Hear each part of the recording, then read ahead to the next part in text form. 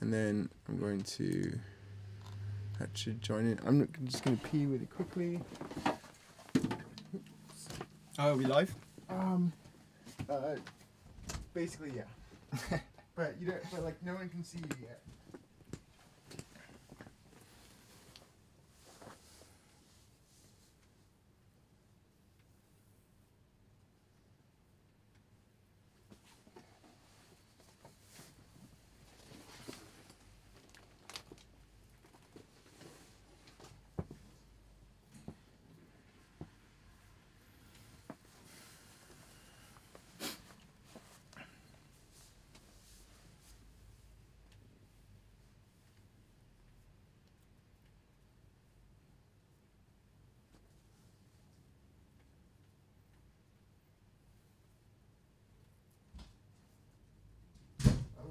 I'll tell you what, let me start off in the chair.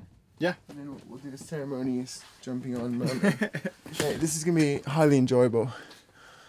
Okay, yes. So... banter on. Right, let's see. So, if I put that there, and then hopefully here, pitching preview, see publish. I hope it's going to sort of... Alright. Yeah, okay. If anyone is actually watching us yet, we're just setting up our stream. Hi everyone. Okay.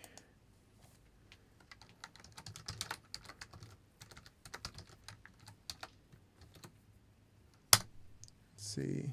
So that should... Cool. Alright. Now let's take a look at the dashboard. We've got 2 people watching now. Alright. Let's see here. Okay, we've got 3 people tuned in. So great. We'll just wait for like a few people to like join in before we start chatting. But I think most people will have the capability to sort of scroll backwards and join in from the start. So I'm just gonna say, hey everyone, leave your comments here. Cool, so we got a chat window. Let's see, stream is healthy. Cool, got an excellent stream. There we are, there. Okay, try and watch in high quality if you can, guys. Be great to get your comments as well. We're going to be looking for questions. We're going to be taking questions from you all. Let's just see if people are tuned in. Okay. So, hey Vagos, how are you? Okay, more people turning up. Good Great stuff. And guys, if anyone watching, like, feel free to share the link. You know, we'd love to have lots of people tuned in. So go ahead and sort of share and set up a post about it so we can get more people in the class. But yeah, we had over 4,000 people watching, or who have watched the last week's stream. So Nick, I think we'll probably get you on in a second. Okay, now lots of people watching. Emmanuel, hey, how's it going? Sequence sounds, yo. Okay, so basically, guys, this is the second edition of Futurephonic TV. This is where we're taking more of like a live approach to just kind of sort of delivering content to you guys on a regular basis. So yeah, last week I was sort of walking us through the promo track for the Infinite Structures video, which I did, and it was so great to see you guys there. And I was thinking, you know, sort of what should we have for the next episode, and I guess I've sort of been recently hanging out with a really old friend of mine, Nik Cedraeus. Hi everyone. And who sort of makes music under the name Beatnik. And I mean, are you still writing under Beatnik, or? I haven't released for a while, but every so often I'll have a flutter. Yeah, and so as I sort of said last week, like Nick's that guy who's like always been like annoyingly super geekly, sort of nerdy at production, and I've always been like really. Hi, Pedro. I've always been really impressed by your production knowledge, man. And it's always good to hear from someone who can just like ramble on for a really long time in a really interesting way about production. So, dude, I'm just gonna say just sit down and Wow. let's see what you've. The ceremonial handover here. Well, hi everyone. Thanks for having me on the stream, Alex. Yeah. Big fan of the stuff that you're doing, and yeah, hopefully this will be something interesting for people. I think well, kind of what I was hoping to do was to kind of go through a couple of things. I think key beyond just stereo, what we're going to look at is phase and sort of what phase means, and both phase in terms of sort of mono and having phase issues in the kind of mono sphere, but also what we kind of talk about more, which is sort of phase issues which come with stereo being summed to mono. And then kind of general things to do with why mono is still important, in my view at least. We'll look into some stuff that I think is often misunderstood, but is really interesting to me, like mid-side processing. We're going to look a little bit, just because it has to do with phase as well, with the kind of differences between linear and minimal phase EQs as well. Clearly I can't pronounce the word minimal. And you know, just seeing kind of how those work and what kind of effect they have on sound, and hopefully that'll be kind of interesting. And I thought, sort of to begin with, as you'll probably be able to see on this screen up here, I've kind of put together something. Now, this isn't sort of strictly trance-like, but nevertheless... it's pretty trance, mate. It's pretty trance. It's pretty trance. There's a surprise at the end. But, you know, I think the beginning is very much about kind of stereo placement, about how things work, and it's I threw it together reasonably quickly. I'll just say that for the moment, but what we can do is begin and sort of just look at the various elements and see how they work both in the stereo field and in the kind of mid world as well, the mono world. And this is sort of like pretty pertinent these days, isn't it? Because like my perception is that mixes are just getting wider and wider and wider. Not necessarily always, that's not always a good thing, is it? You know, but... I completely agree with you. Yeah. I think, and you know, I hear from kind of mastering engineers as well that a lot of the time they're ending up with mixes that are so wide that they're, and you know, fine, they might work in terms of phase, you know, and kind of down mix to mono, but or summing to mono, but there's so little punch in the mids that actually you end up with a sort of flabbier track. Yeah. I think this hopefully, what I'm going to play at the start, hovers right at that level between sounding quite stereo and impactful, and quite cinematic in that sense. You know, you have a broad field of sound, but at the same time enough punch to be able to kind of carry the track. Cool. So and let's hear what you got, man. Okay, well let's see if this works. So, I'm as said, relatively new.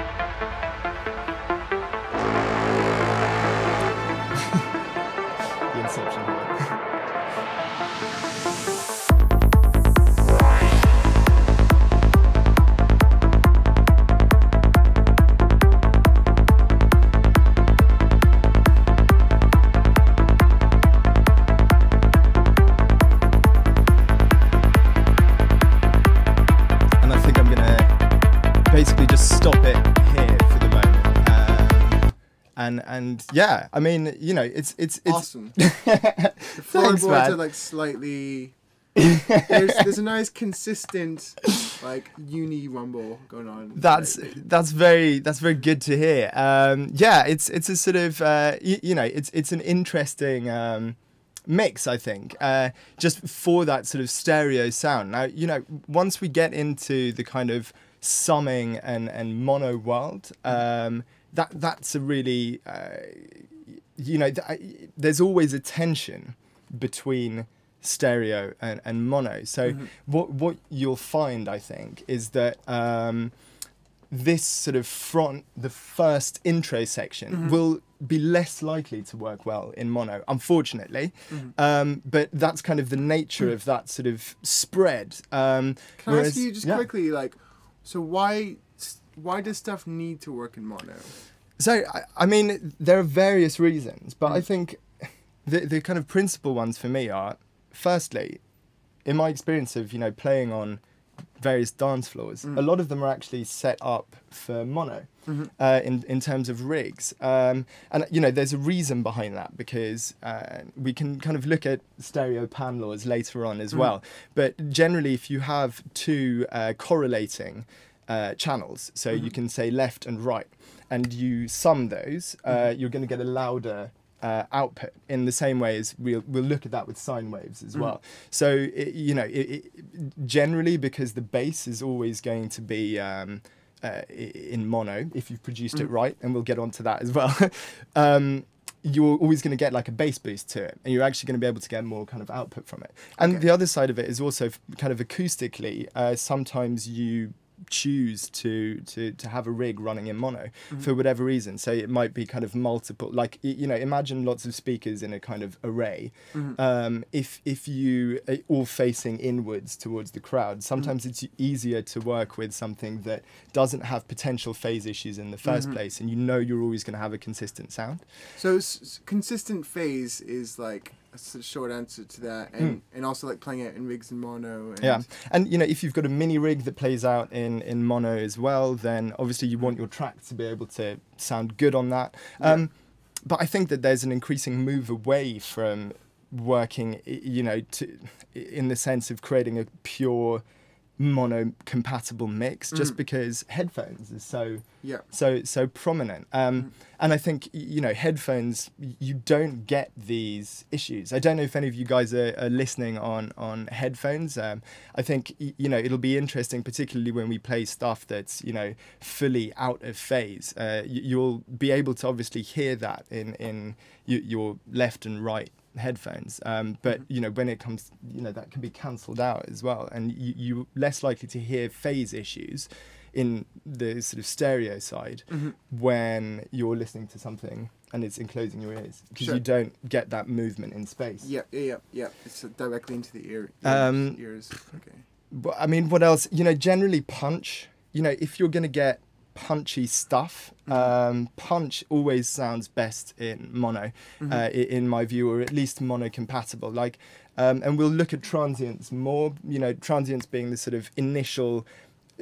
I mean, there's an almost kind of mythical status about what a transient is. You'll hear loads of people talking about, oh, a transient needs to be some kind of pitch bend, or a transient is a certain period of time.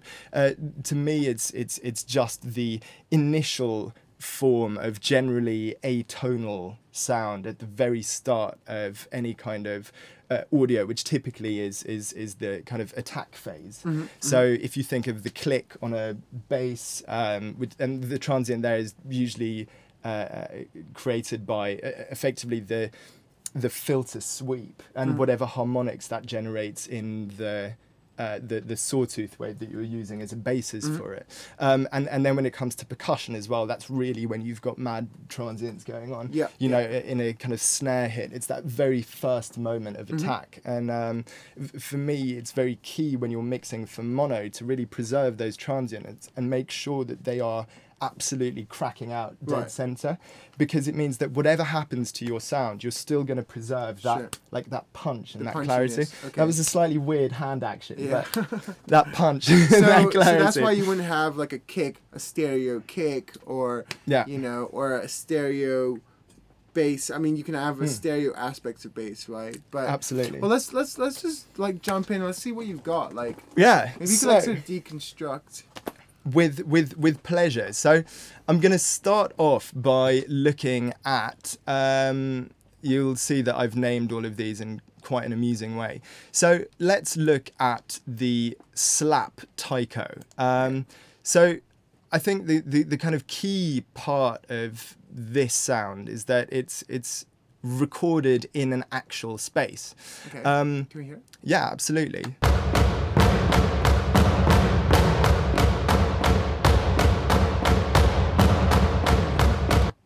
So with each one of these hits, it's an extremely well recorded sample. So there's the sort of benefit of working with that in the first place. But I think the other side of that is that the stereo space in this very much comes from the quality of the recording.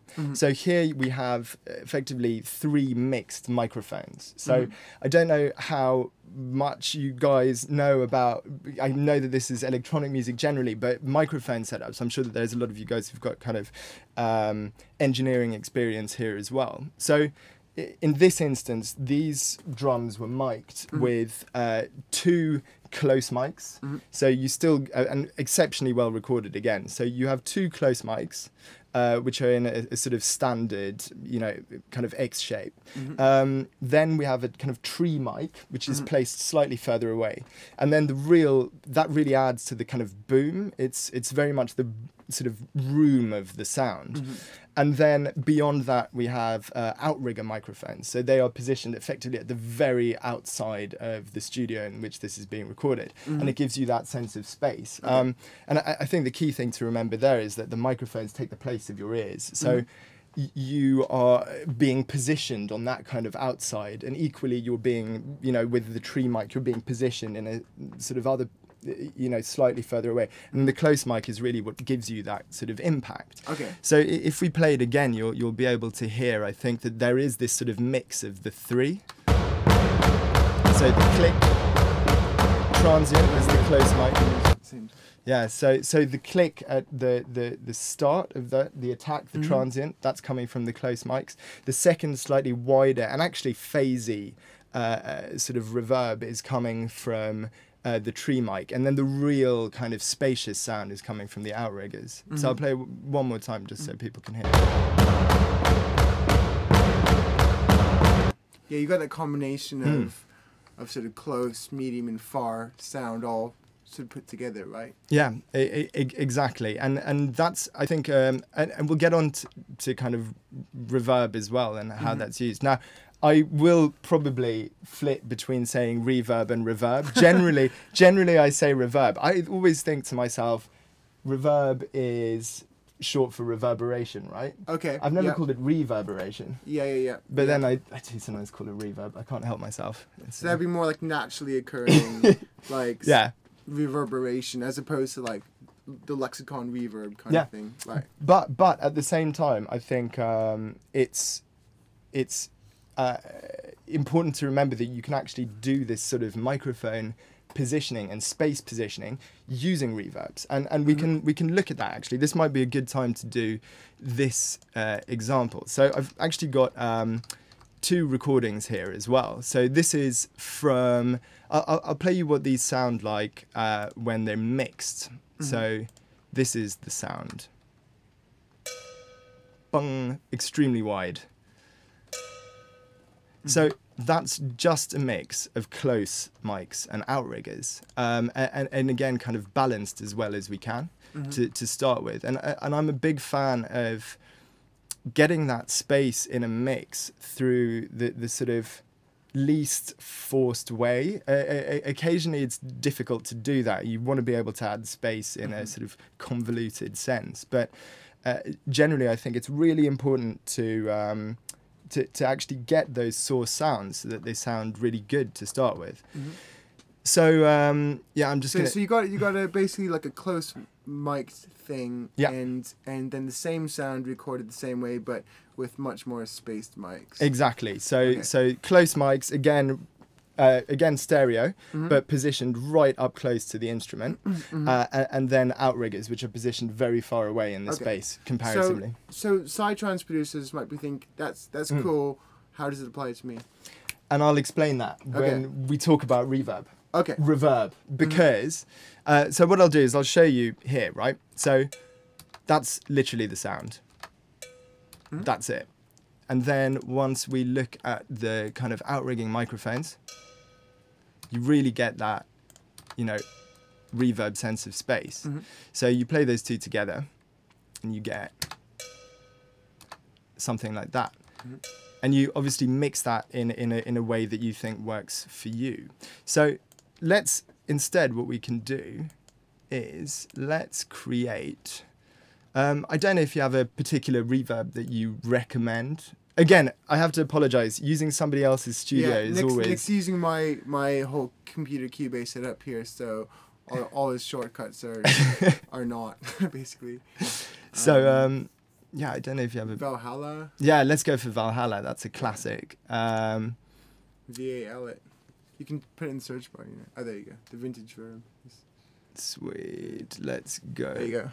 Oh, sweet. Oh, yeah. Vintage verb. That looks excellent. Okay, cool. So, and this is on the close mic, right? So you can immediately, hopefully, get this sense of space here. So I'll keep the mix up actually on 100%.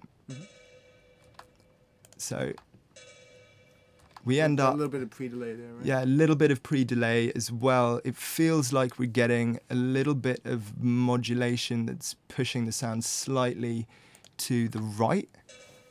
Yeah, so like a little... It's almost like a slap back, but that's cool. So let's bring the pre-delay a bit down. That's interesting.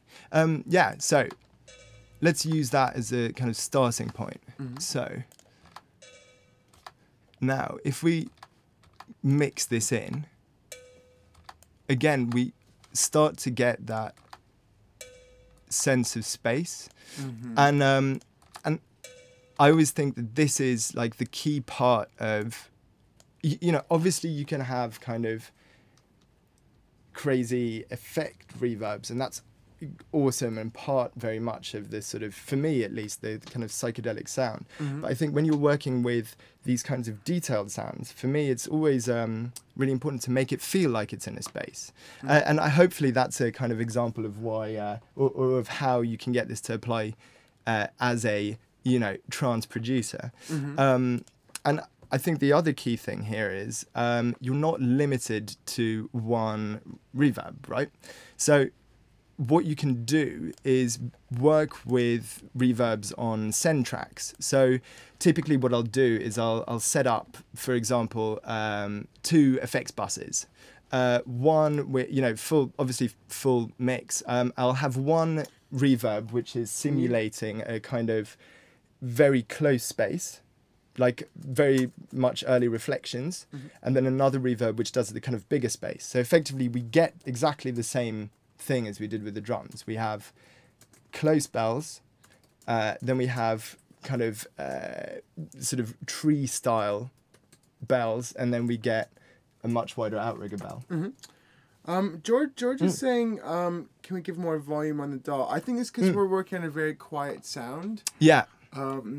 What about like maybe we could demonstrate on a synth or something, just something to sort of bring it into sort of context. Yeah, let's do that. So, sorry. Should we set up a serum? Yeah, let's do it. And we can do something really dry. Just near the... Yeah, there we go. Cool, so I'm going to drop this into my synths bucket. Cool, so what do we have going on here? I'm going to turn it down just in case this sets anybody's ears on fire. Nope, it's not going to do that. How's that? I guess let's get it quite loud in the total mix. Yeah.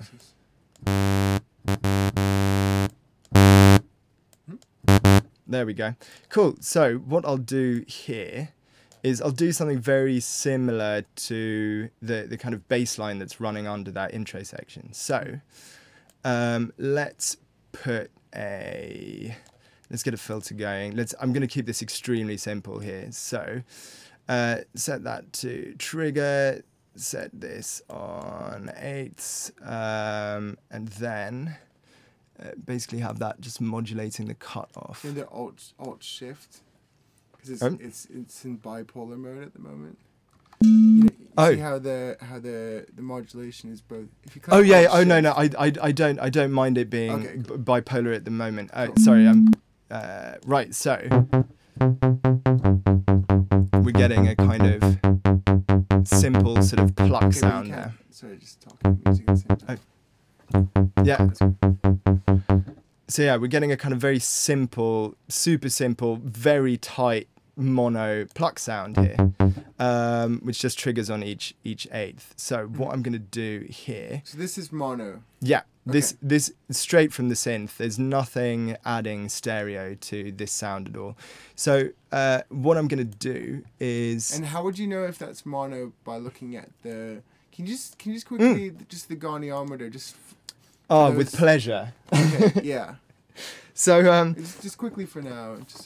Yeah, so I can do some examples of that later using kind of sine waves, but generally you can see here. So this is the goniometer itself, right?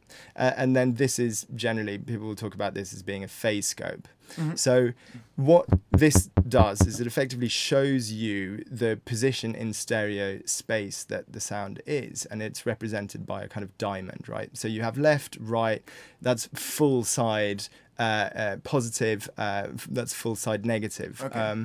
And then the phase scope down here, the phase scope down there effectively says, it shows you how likely it is that a sound will work in mono. Okay. And the way that it does that is it works out to what degree the sounds correlate in mono, and to what degree there's a lack of correlation in the left and right channels, and it'll show you that. So so like in really basic terms, like green is good, red is like, dude, your mix is too stereo. Yes, exactly. And so ideally you want to be hovering, not go beyond 0. So red means that it's 100% phasing. So if you take the sound and you sum it to mono, it's 100% you're not gonna hear anything. If you play it out in headphones, you still will, but obviously if you make it mono, you won't. 0 was so for the purposes of vinyl pressing, and you'll have engineers doing this generally when you press for vinyl, because everyone is very careful with their machines, but you can't go beyond 0. So you have 2 ways of pressing to vinyl. You can't, sorry, that middle 0. Yeah. Music, so music that goes beyond 0 to the left can't be grooved into the vinyl. Yeah. Okay. Well, so generally, yes. It's very difficult for the machines to cope with that, because you have, it's referred to as laterals, right? So it's very difficult to press. Yeah. Sorry. Let's go. So yeah, we can start off with this, and then what I'll do is I'll set up an effects track. Right, we'll do that, and then I'll go for what am I going to use here? Let's do again Valhalla. So I'll set up one Valhalla first as an effects track, and then I'll do another effects track here, which is also going to be Valhalla, and add that. So now we have 2 Valhalla channels, and what I'll do is I'll dial this in very quickly. So this one I want to be kind of short, very snappy sort of feeling. I want to have right. What am I looking for here? I want to have a bit more kind of lower damping. I want to get the decay down. I need a bit less rate of modulation because I still want it to sound tight, and then I'm going to boost the high cut so that we get more sounds there. So what I'll do now is just route this in. So I'll do. So you got your serum here, and you're just routing it to 2 different reverb sends. Exactly. Okay. And then for the second one, so I'm just going to keep the pre-delay down here. And then for the second one, I want a bit more pre-delay, a little bit more decay. I'll keep it and less. I want, yeah, something like that. Apologies if I ramble on sometimes. It's all very exciting. So let me know if there's, or let Alex know if there's stuff that's going too fast you want to know more or less.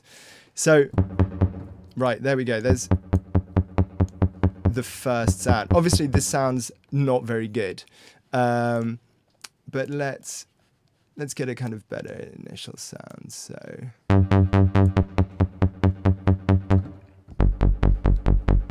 Nice. Okay.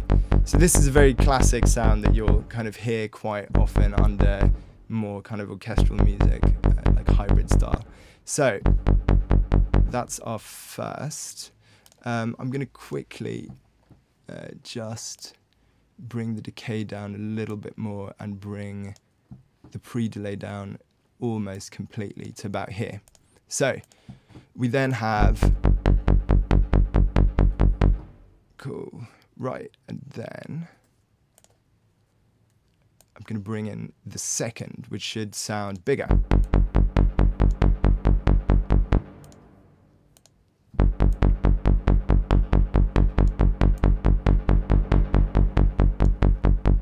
So all of a sudden you're working with kind of two different, effectively microphone placements in a room, right? So I think immediately you start to get this feeling that this is providing you with sort of almost early reflections, early reflections, which are much snappier, and then the second provides you with a sort of much bigger sound. And then for each of these, you know, we'd want to do the kind of usual, and I think this is a sort of important point here as well. For each of these, we'd want to do ensure that these are kind of working already. I always think that, you know, there's no quick fix. You want to make sure that you're kind of doing it all in the mix, which rhymes, which is nice. So what I'm going to do here is just set up a fab filter, Pro Q, and basically just cut straight away. And then I'll copy that across to, so I've got these on both sends, right? So now we've basically high-passed the two effect sends. So we'll have kind of no trouble with those when it comes to maintaining the integrity of our mono bass later on. And you'll be able to see from the goniometer, actually, because of the... and people are just asking, is there a free alternative to the DigiCheck? There's the 7 phases spectrum analyzer, which I just posted about a minute ago, but that shows you just a sort of the totalizer, the frequency sort of readout of the DigiCheck, but that doesn't have the goniometer. Do you know a good freeware goniometer or? Unfortunately, not off the top of my head. There was one which I'm gonna look at. So just keep your eyes on the chat, guys. But sorry, mate. No worries. I'll have a think. I've been using the totalizer for so long, but I'm pretty sure there are. I think there'll be a slight, again, bit of geekery. There'll be a slight difference because how the totalizer. The Flux Stereo tool. Sweet. Yeah. Okay. Cool. Oh, that looks good. It's got all of the stuff in it as well. Got all the same Excellent. Stuff. Cool. Yeah. So here also what you can see is that you have this kind of mono sound, which has now been made broader. Now it's going to look different because it's going to look very centered still, despite the very wide EQs. And the reason for that is because of the energy of the low end. So if we do a filter here, you'll should be able to see. Again, the music I'm talking about. Anyway, so okay, so sorry, you're saying that introducing a high pass filter can change what the goniometer is saying. Oh, so to an extent, although it didn't give me a good example then, unfortunately. So apologies for that. But yes, it can. I think another way of actually, do you know what we can do to kind of show this off? Again, we'll use Pro Q here. But what I'll do is I'll set this to mid side.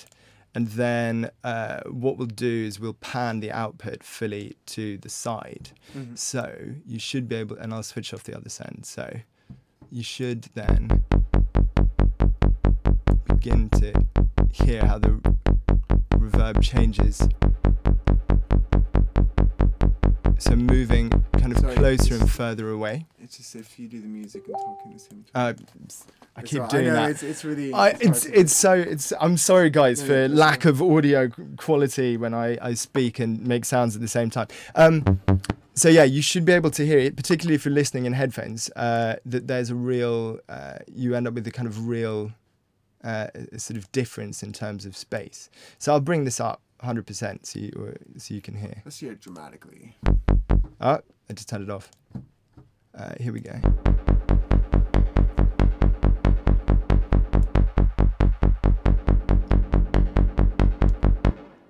So let's also just do here.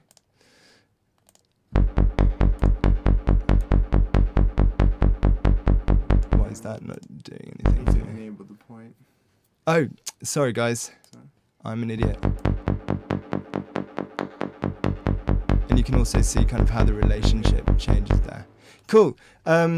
Yeah, so let's go back to this as well and then look at the sort of mid-side panning options there. So this so this is something you were sort of mentioning as a really good trick to add sort of with using EQ, right? Yes, exactly. So I think you need to be quite careful with it as well for kind of reasons that I'll explain. So, do you know, let's kill this for the moment, but hopefully that kind of gave an example of, I mean, obviously done on the fly, but gave an example of using kind of multiple reverbs to simulate space. So one way that I'll do it is I quite like the idea of space being an actual room. So very often I'll use as the first sound like a convolution reverb.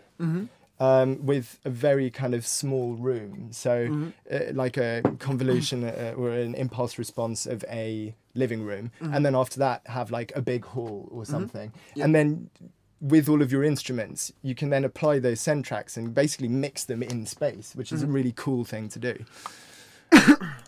And it gives you that, and I know you were talking about it because I watched last week, but you know, that kind of feeling of a consistent space and like consistent processing. I always think that's really important. So let's look at. Okay, so I know you wanted to talk about mid-side EQ. Yes, that was one of the main points today, wasn't it? So can you just quickly explain to us what mid-side is? I to be honest, I still I feel like I don't fully understand. I feel like I think I mostly get it, but. Yeah. Okay, I'll try and explain this in. Apologies if that clap was really loud. I'll try and explain this in a simple way. I think people often, and I know I thought the mid-side was something that it wasn't for a really long time. So mid-side, it basically comes from a really old recording technique, even though it feels quite fresh and modern, I think, you know, in terms of people working with mid-side. It comes from a very old recording technique. Okay. And effectively what it is you have one cardioid microphone, which is pointing at the sound source. So that looks like a sort of heart shape pointing away from you if you're holding the cardioid mic. And then what you do is you also have a figure of 8 mic, which is one of the sides, which is normally the front, which would be facing away. So it would be facing to the left. So effectively what you end up is you have a kind of heart shape pointing towards the sound source.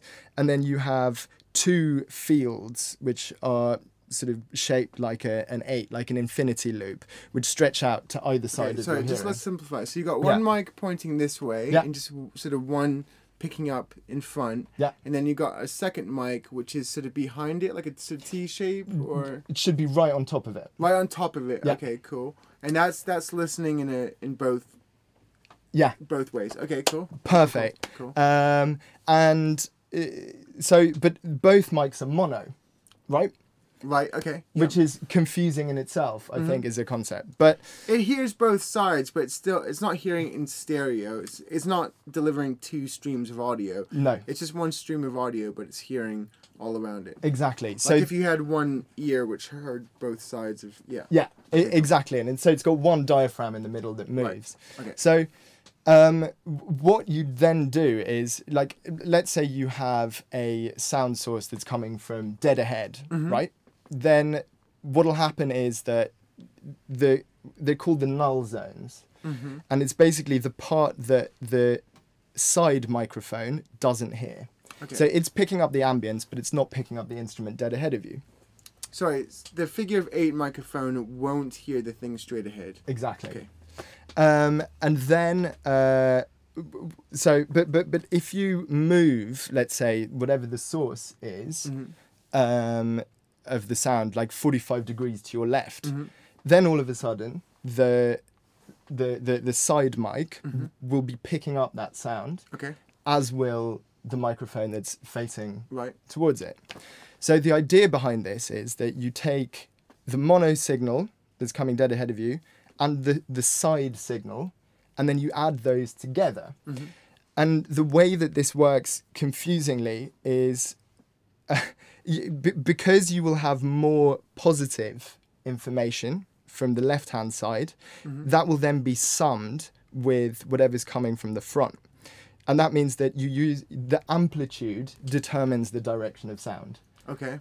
So you're effectively increasing the volume from a particular direction. And what you then do is you will take these two mono sounds and you will basically flip the phase on one, like you'll duplicate and then flip the phase on the side mic. So you get a very wide stereo field, and then you mix in the mono. And because you'll end up with that effect of the room space and then the signal being added to it, you end up with a stereo sound. Okay, but I don't think that the electronic peeps might necessarily understand how that applies to all this. So what I'll do is I will show you exactly how it applies. Let's go to, I'll switch back to Equalizer. So let's go to percussion here. And let's look at this taiko. And what I'll do here is just put on a... sorry, we're going really deep down the rabbit hole. These are all quite, I think, difficult, complex sort of ideas or concepts to explain. But perhaps I can draw some pictures and put them up afterwards, if that would be useful, or send them to people who are interested. So what I'll do here is I'll set up just a Pro C for everyone who's got that. So what I'll do is I'll turn off the kind of auto gain compensation, just bring up the threshold so it's not really doing anything. It's doing no compression at all. Okay. And then I'll switch this to mid-side. Oh, sorry. Moving very quickly. So you went to how did you open up that panel? I open that, so you press Expert. Right, okay, cool. Down here. And then it opens up this very exciting panel, which deals both with... So it's changed in Pro C 2. You can't do all of this stuff, but you can do it by stacking. Okay. But this is a really great tool. Okay. So here now the pan, which is the output panning here, instead of going left and right, it will go to the mid signal, and it'll go to the side signal on the other side. So and that'll be reflected in the goniometer as well. Yes, exactly. So let's bring up. We'll put this on the side, and hopefully everyone can see it there. So let's start off. I'll just make sure that this is looping here. So you can see there that this is totally 100% just mono.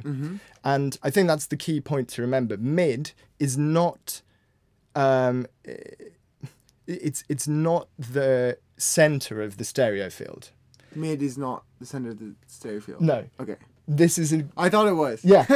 and like this mid, what mid is it's the sum of the left and right channels. Okay. So sometimes mid-side processing is called sum difference processing for that reason.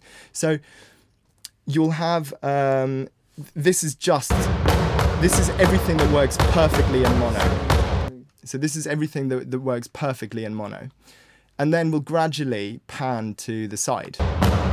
I'll just put this on a loop.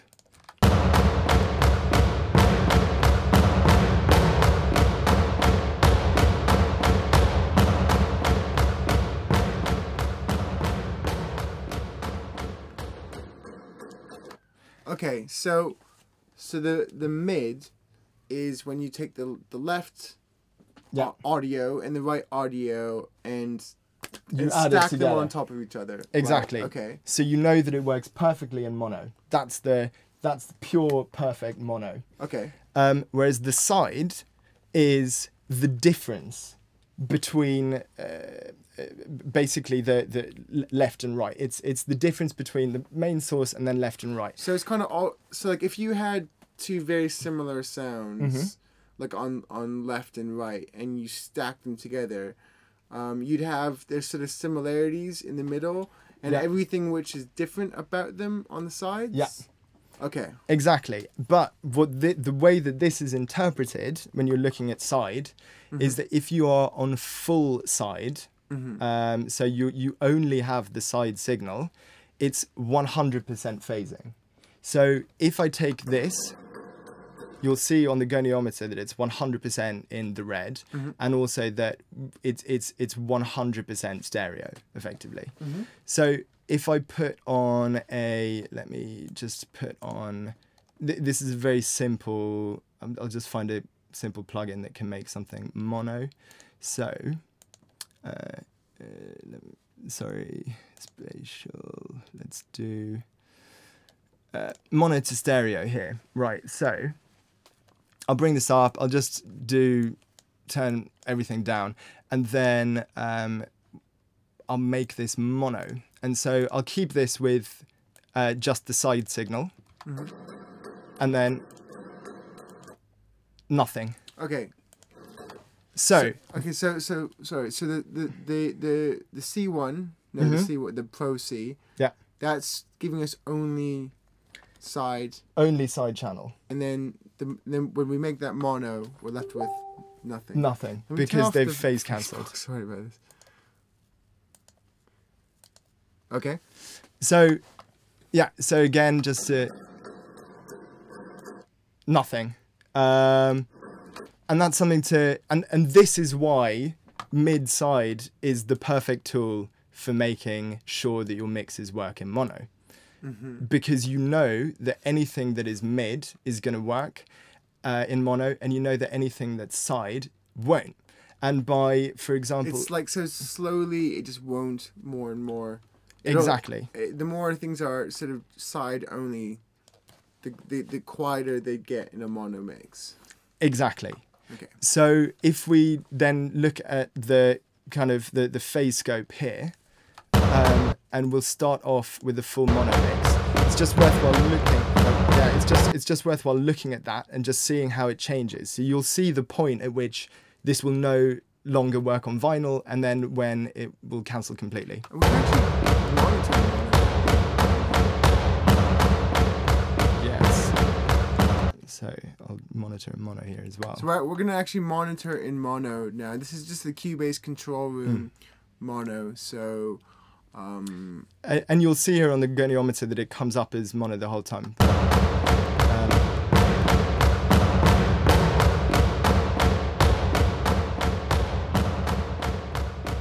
Gradually gets quieter and quieter, and then we'll turn off mono, and you'll see that. Cool. So what this means is that all of a sudden you have really great control of what's going to be mono and what's going to work in mono. And so this is where we get on to let's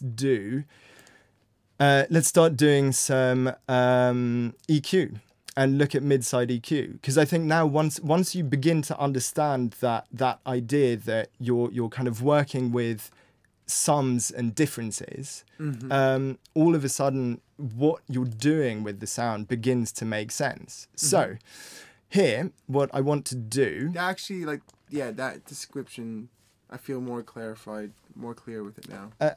And I think it's a legacy issue of like calling it, you know, mid-side. It makes, you know, I spent... It should be more like some difference. Yeah. Right, okay. Yeah, that's, you know, you basically, yes, I think. So, and it's a good way of thinking about it. So here, what we'll do is we'll take these drums. And what I want is I want my high end to have more punch in mono. So let me just open up Totalizer again, and I'll put this here. So I'll do this, right? And let's monitor just, yeah. So the way of thinking about this is, I'll set it up for mid-side. Okay, so yeah. Which is down here. And then what that means is once we begin to add the sort of bells and, I was going to say whistles, but whatever, that we want to add in, then we can set, rather than left and right, we can set mono, mid and side. So here what I want to do is I want to make sure that my that the punchy mid transients that I know are going to cut through clean and mono are really pronounced. Can I just like just jump in for 1 second, like just in case like you guys aren't familiar with Pro Q, which you should be because it's blatantly the best EQ.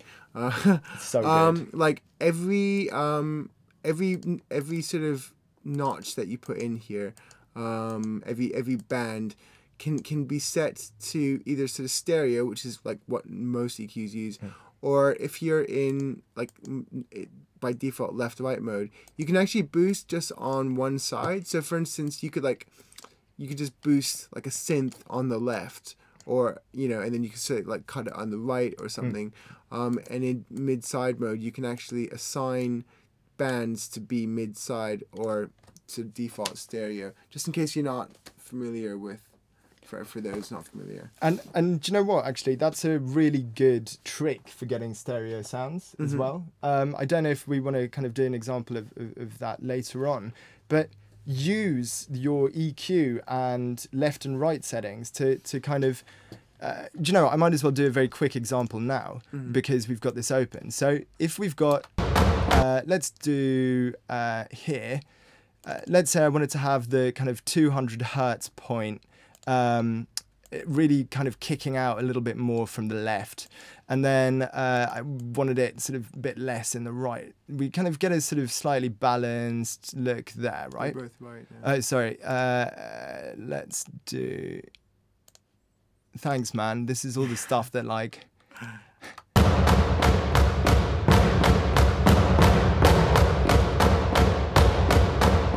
And all of a sudden we get, you can see it skew. You can see it skew as well on the goniometer, so you get a sense that actually it's delivering more kind of power to the left channel. By the way, my Pro Q set it by default to 6 dBs, so it's like if you want to do drastic examples, just FYI. Cool.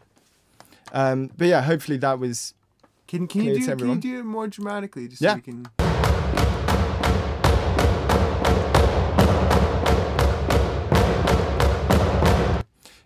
But what we can then do... So you're boosting on one side and cutting on the same frequency on the other side. Exactly. And what we can then do is we can do... Let's say we want to balance this out by having a little bit more high-end, or, you know, sort of high, mid-ish, but high-end on our right channel to really kind of begin to gel the sound back together. I mean, that sounds crazy. That sounds crazy, but I wouldn't do something as drastic as that. But you get the sense of how you can begin to balance sounds, and it's a really good way of fixing sounds as well that don't sound right from the offset that have got stereo. Definitely a more sort of three-dimensional way to think about EQing. Absolutely, and you can do crazy stuff like this that really helps with getting that kind of wide stereo sound. So you can, for example... I'm going at your coffee now, by the way. So, for example, you can do... let's do this, for example. So...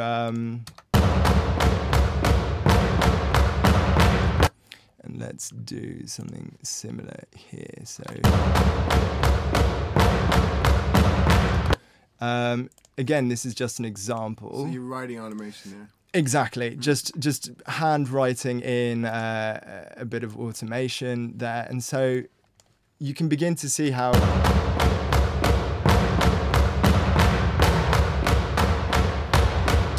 I mean, again, it doesn't sound great, but that's how you can really get like stereo energy without actually compromising the phase. Well, I can imagine if you had, for instance, like a sort of like a, you know, like a sort of psychedelic line going on, you know, if you had like a blossoming lead sound, and then as the filters are coming up, you can be doing this sort of left-right panning sort of in sync with that. I mean, I'm seeing it, I'm hearing it in my mind, and it sounds beautiful. Yeah, that's cool, man. I've never thought of doing that, like the left-right thing that I think you'll probably show us in a bit of, like, you know, or the mid-side opposing thing. But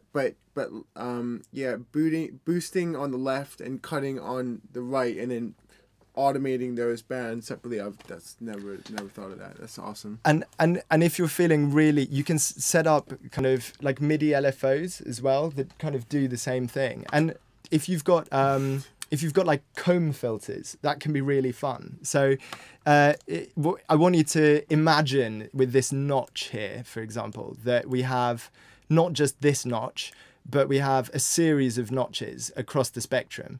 And then those are on the left-hand side. And then on the right-hand side, we also have a series of notches like that. And yeah, that'll introduce phasing in like the old school sense of the word. But you can suddenly get this like shifting shape of kind of sounds that appear and disappear in both speakers, and a real sense that the track is kind of organic and evolving and gnarly.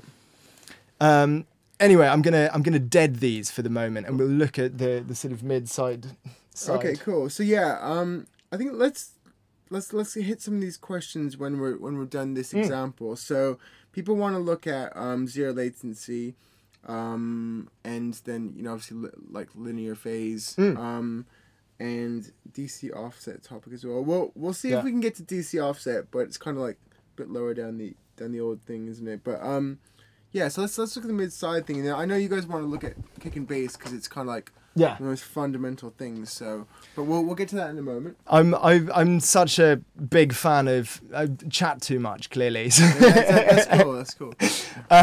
Yeah. So here we go. So this is just an example of getting this to work in a kind of mid-side environment, right? So here we go. I want to. So what's your objective? My objective here is I want my high end to be really punchy and tight for mono. So what I'm going to do is I'm going to kind of guesstimate what it is that I want to do here, and then we can add. You know, we can make this mono in you know, we can use Pro C for that. I'll put that afterwards in the chain.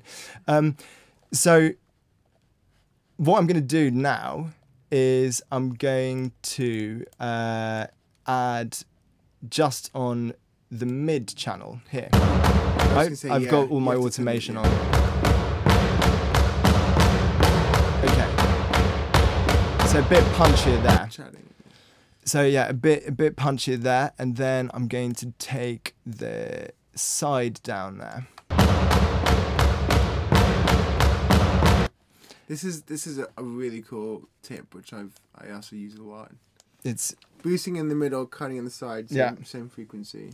And you'll hear as well that when we so again, I'll just put the output of the Pro C just so it's the mid channel. But this is so what we're going to be hearing is only the mid channel. Only the mid channel. Okay. So you'll hear here that really boosting that. And then let's switch. I won't, because it's gnarly with listening to stuff that's completely phasing. I'll just give you a very wide sound here, and you can hear that I'm really pulling. Yeah, that I'm really pulling down the high end.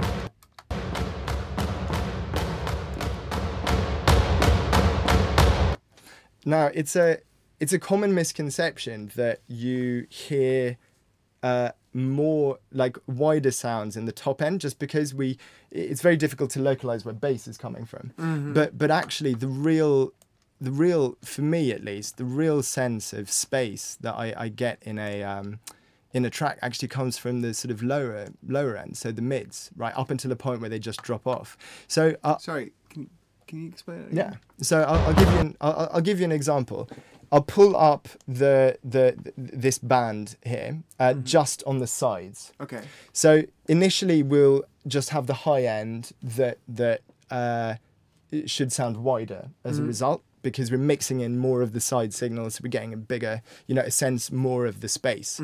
But to me at least, I always get a feeling that the lower down, funnily enough, that you go in the spectrum, the wider the sound feels. I don't know if you guys will agree with me, but yeah,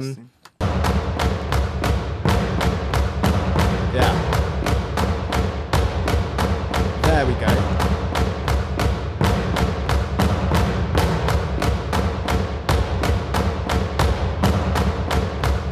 Like that to me sounds super wide. Okay, so you're saying that the more things go down towards the low mids and the bass, the more you feel the side width. Yeah. Okay.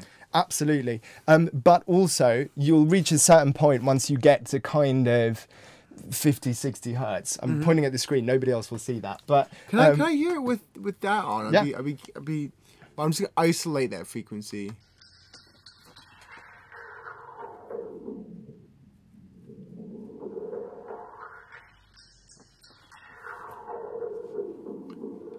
Yeah, I see what you mean.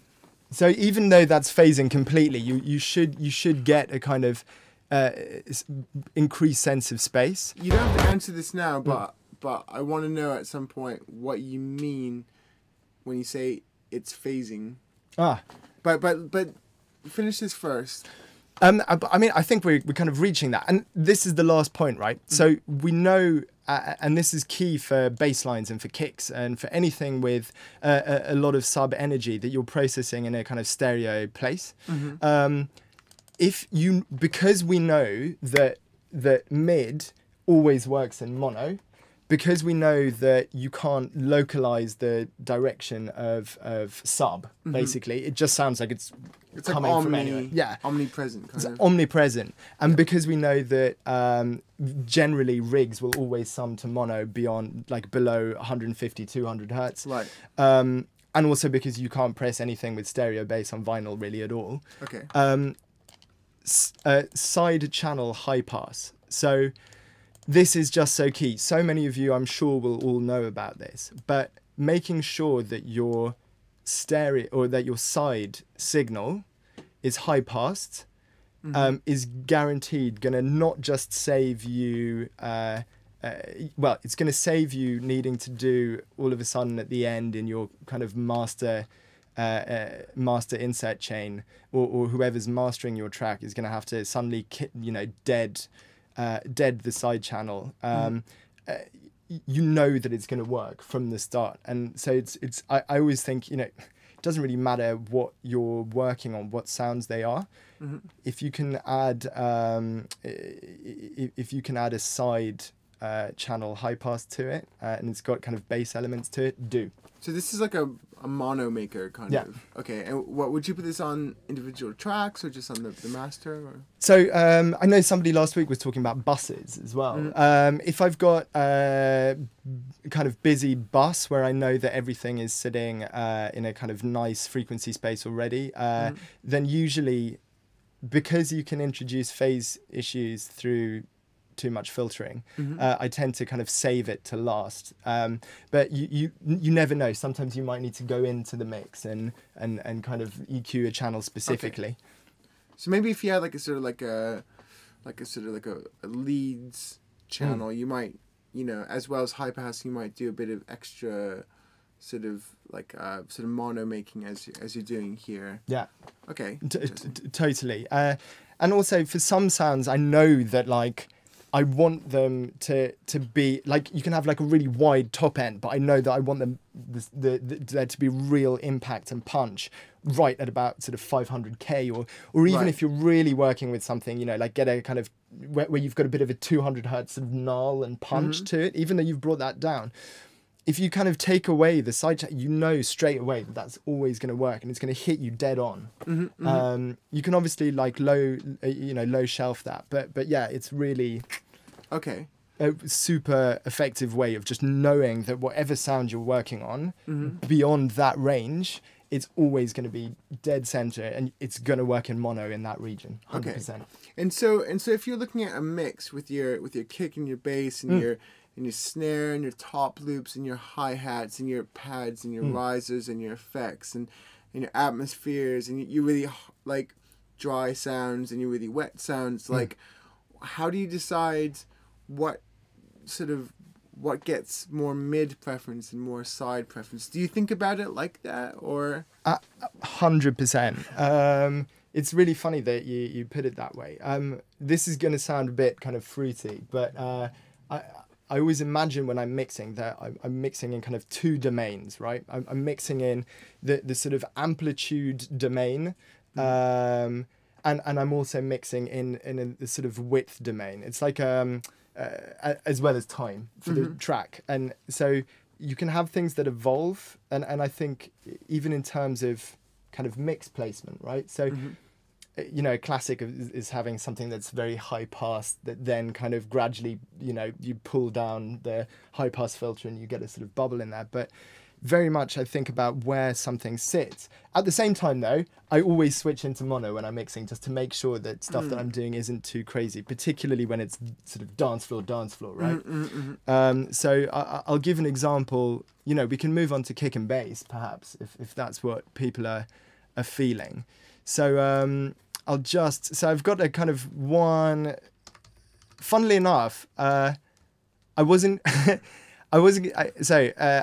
have the Sonic Formations sample pack, which is, you know, they are, yeah, incredible samples that you've made, by the way, like ridiculous. And so I was going to make my own kick and bass from the start, and then had to kind of listen through it going, this would be quite, you know, cool. Man, they are so tight. So what I've done is, and by the way, I've not been sponsored to say that. So I put something together using those, right?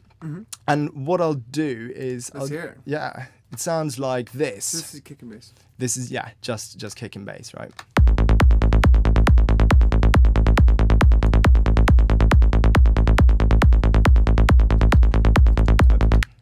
So hopefully you guys can hear that there's actually a surprising amount, or hopefully surprising amount of stereo information in there. And I always think it's quite a fun thing. Maybe it's a sort of, I don't know. I always feel like it's still quite important to get a sense of space in your bass line, like almost like it was somebody who was, you know, playing it for you in a, I don't know, in a club somewhere. So I'm going to set up another just kind of analysis pro cue. What is this kick and bass comprised of? Yeah, so it's basically your wump kick. Okay, so that's the Sonic Formations wump kick. Exactly. So it's this one. which as you'll probably. I promise I did not ask Nick. No. Okay. So yeah, it's the wump kick. You can see if you look at the original wump kick, I've EQ'd it slightly, but basically haven't touched it because it sounds great. And then this is the sort of full mixed bass, and I can go into kind of how I put that together. So yeah. So what you'll probably be able to hear is that on the 16th, where the bass isn't playing, actually there's a sound kicking in, and I'll kind of talk about why, because again, I think stereo is sort of quite important for bass lines, and especially for bass heads like me who love it when it drops. Use the bathroom quickly, be right back. Enjoy. So hey, it's just you guys alone with me. So I'll do a quick analysis of this kick and bass. So just using the Pro Q on mid-side settings, so you can kind of see what it's doing. So here at the top, let me just make sure that this is looping, so we get, oh, come on. Cool. So I'm going to start off by giving you, let me switch this to low cut, and then put this on the mid channel. So, and then I'm going to sweep up, and you should be able to hear, yeah, you should be able to hear that we're actually starting to get some real side information. So I'll keep sweeping up. Yeah.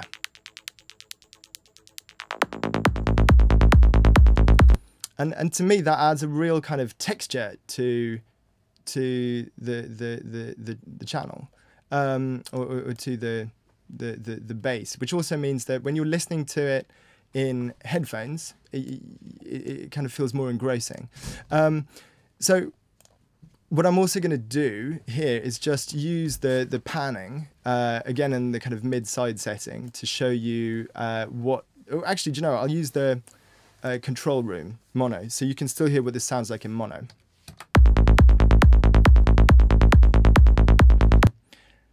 I mean, to me, that still sounds tight in mono.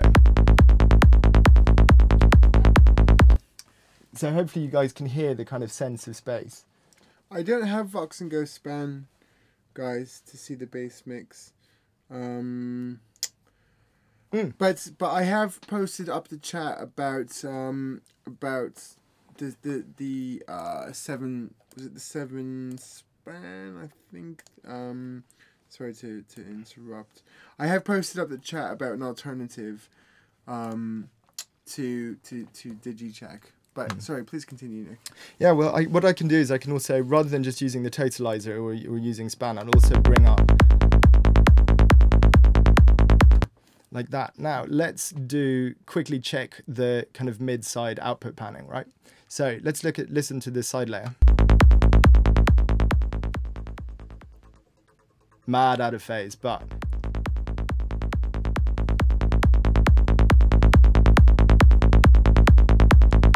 and yeah, it still sounds tight in mono, and it's very subtle. Like you know, I'm sure you guys can. Hopefully, you guys can hear the kind of side element there. It's very subtle, but actually, what I really like about it is that maybe we could just listen to it for like 5-10 seconds.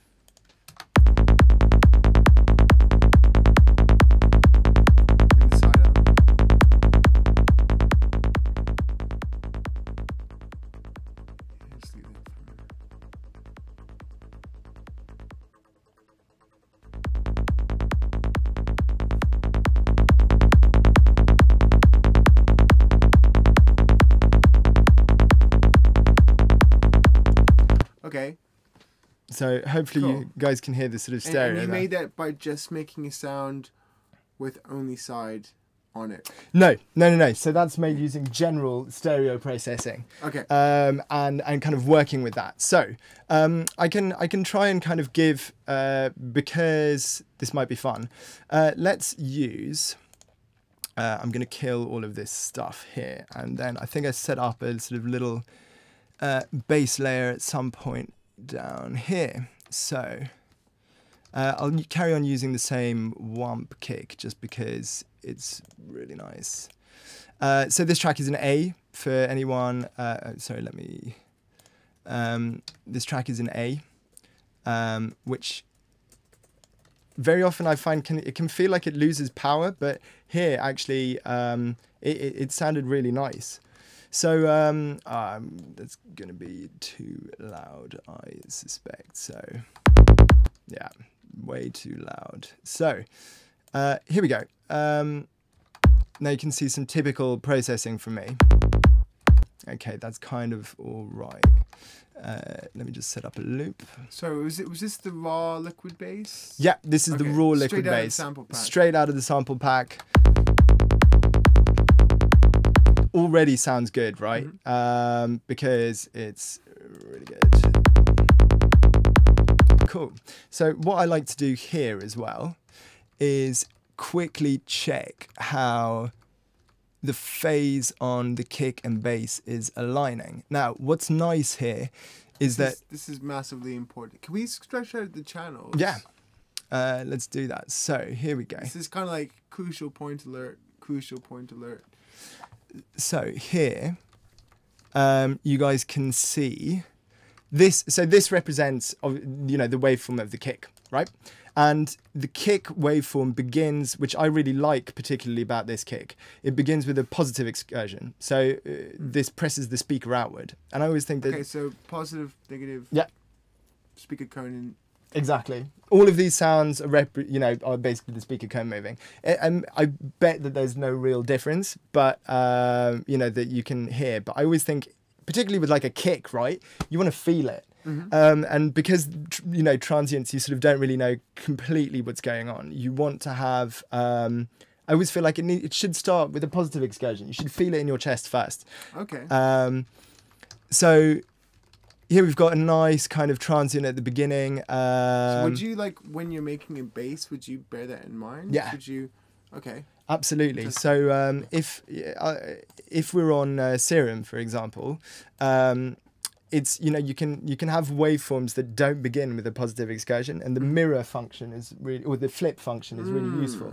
Okay. Because I know then that what's coming out of my synth is starting with a positive excursion. As long as it mixes with the kick in the right way. Yeah. But, okay, sorry, I'm getting ahead of us here. Totally. But, yeah. And I would caveat all of this by saying, you can learn all the kind of tech in the world, but at the same time, like, if your ears are telling you that something sounds nice, all of this stuff kind of, it matters a lot, particularly for limiting and for getting the volume on your mixes. But trust your ears, trust your ears. So yeah, here we've got a really nice positive excursion transient. We can see because the waveform, each oscillation of the waveform is increasing in size, that it's a pitch bend. Then it goes down to what looks to me, and I'm guessing it is because this kick drum is tuned to A. Yeah, exactly. So we basically get here, the phases match, right? In a kind of, loose sense. And they sort of do here. So from a kind of eye reading, right, we're relative, apart from this sort of section here, I think we can be relatively comfortable. And this will change when we EQ. I know that there was a guy. Starting to almost line up here, aren't they? And then that's starting to get closer, and then it's like closer, and then even closer. Okay.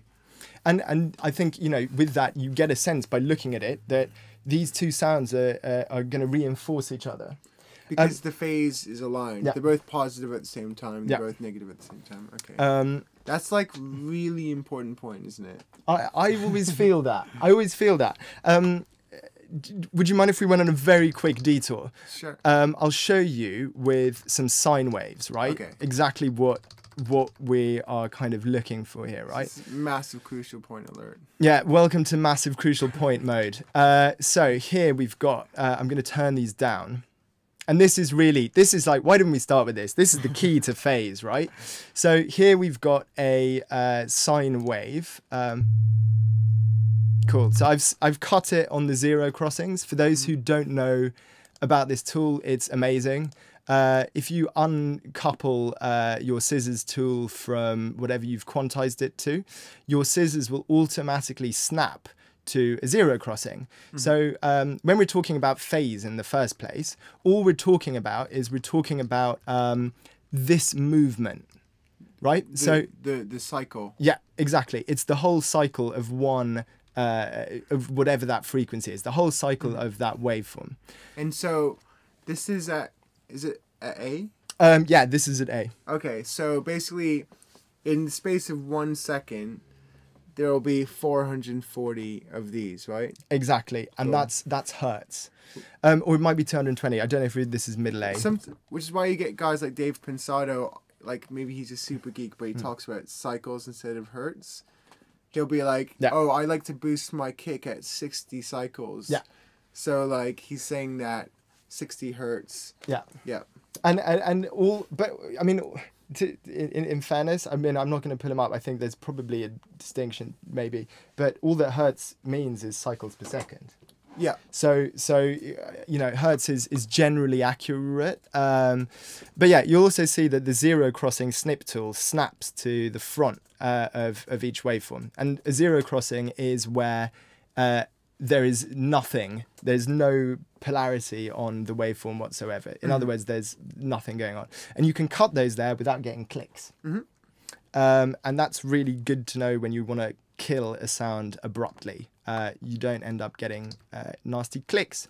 So here what we've done is we've got two of exactly the same A frequencies playing here. So we've got, I'll just center this for the moment, and you can see that these are, yeah, exactly the same.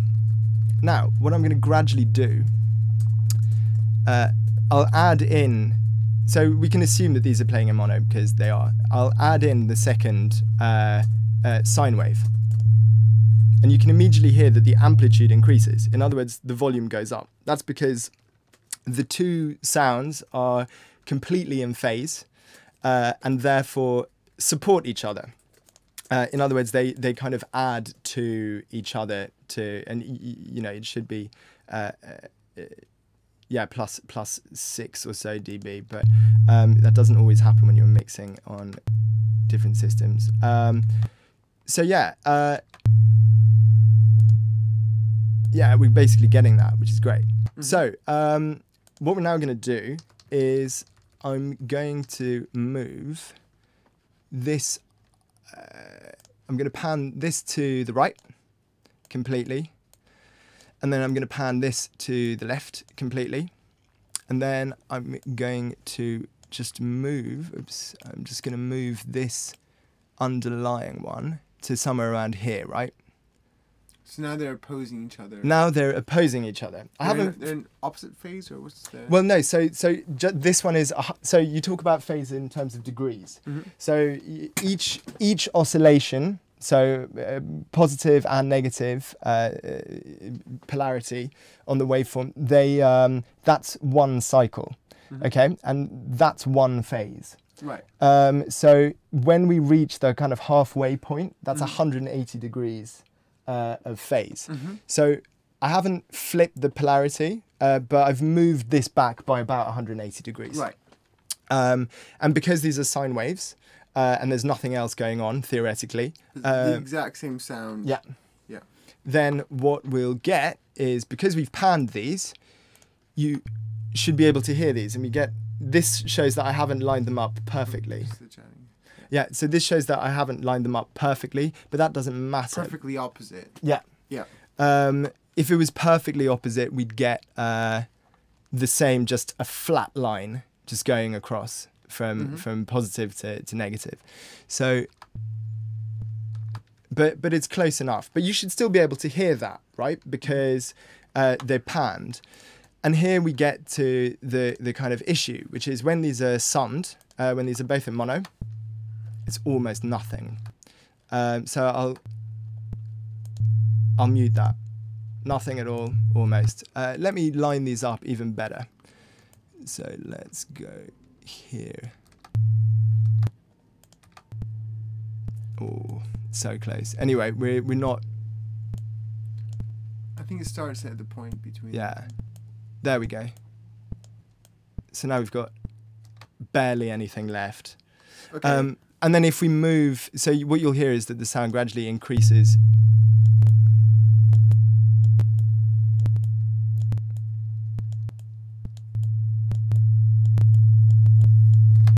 Okay. And so how does this apply to kick and bass? if you've got tuned kick, tuned bass, both are playing in mono, and you've got a kick tail overlapping with a bass line tail. Mm-hmm. What's That's that critical point in the Yeah. 16-note bass line where it's the second 16th of every beat, and possibly more if it's a really long kick drum. Yeah. You got a bass and a kick for part of it. They're on top of each other. Yeah. Why? Can we just zoom back quickly Yeah. to the kick and bass just to sort of illustrate that? Yeah, so I mean, just see almost like how they would react if you reverse the phase. Well, let's check it out. Mhm. So let's do. So by phase reverse, we mean flip the polarity. Come on, this is me just unable to use my mouse. How's that reading? My bass line is a little bit loud. Is the one kick definitely in A or is it possibly in G sharp? Someone thinks it's in G sharp. Oh, it might be in G sharp. I'm reasonably sure it's an A.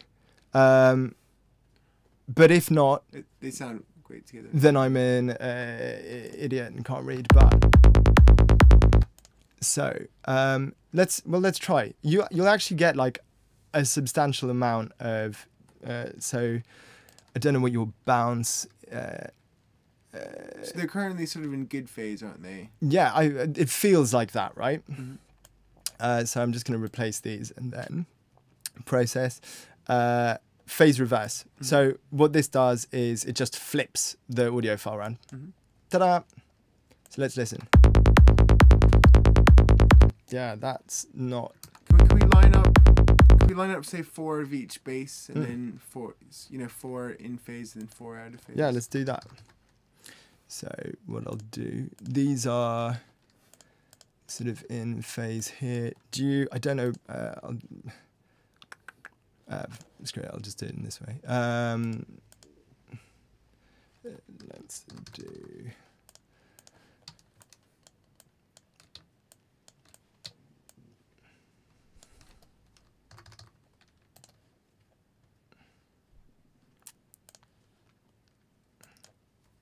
So those are the... Yeah. So the second ones are the sort of out of phase. Exactly. Okay, cool. They're the phase reversed ones. Whoa. Yeah. Let's hear that through a few times. So just one last...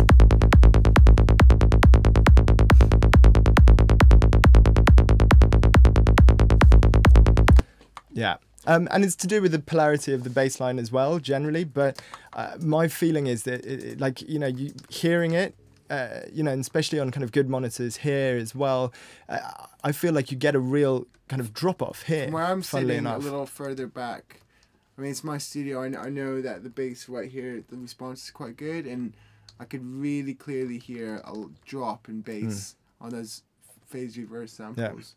And there's a little bit of a drop in bass. What is that?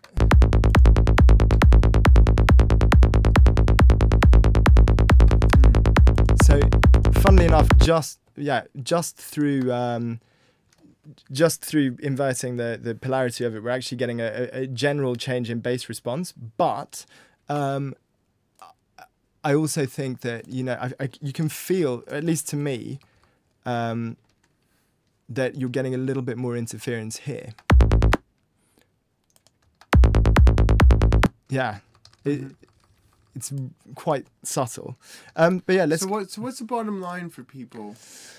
I always think that you should mix to try and reinforce. Now, the others Maintain good phase relationships between your lower end elements. Yeah, especially when you kind of, let's add these to a a group channel.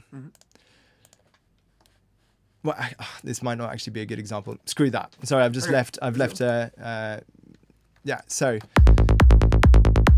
Okay. Cool. So we can look at doing some nifty beginnings of stereo processing on these. Which let's get to some tips and tricks. Yeah, tips and tricks.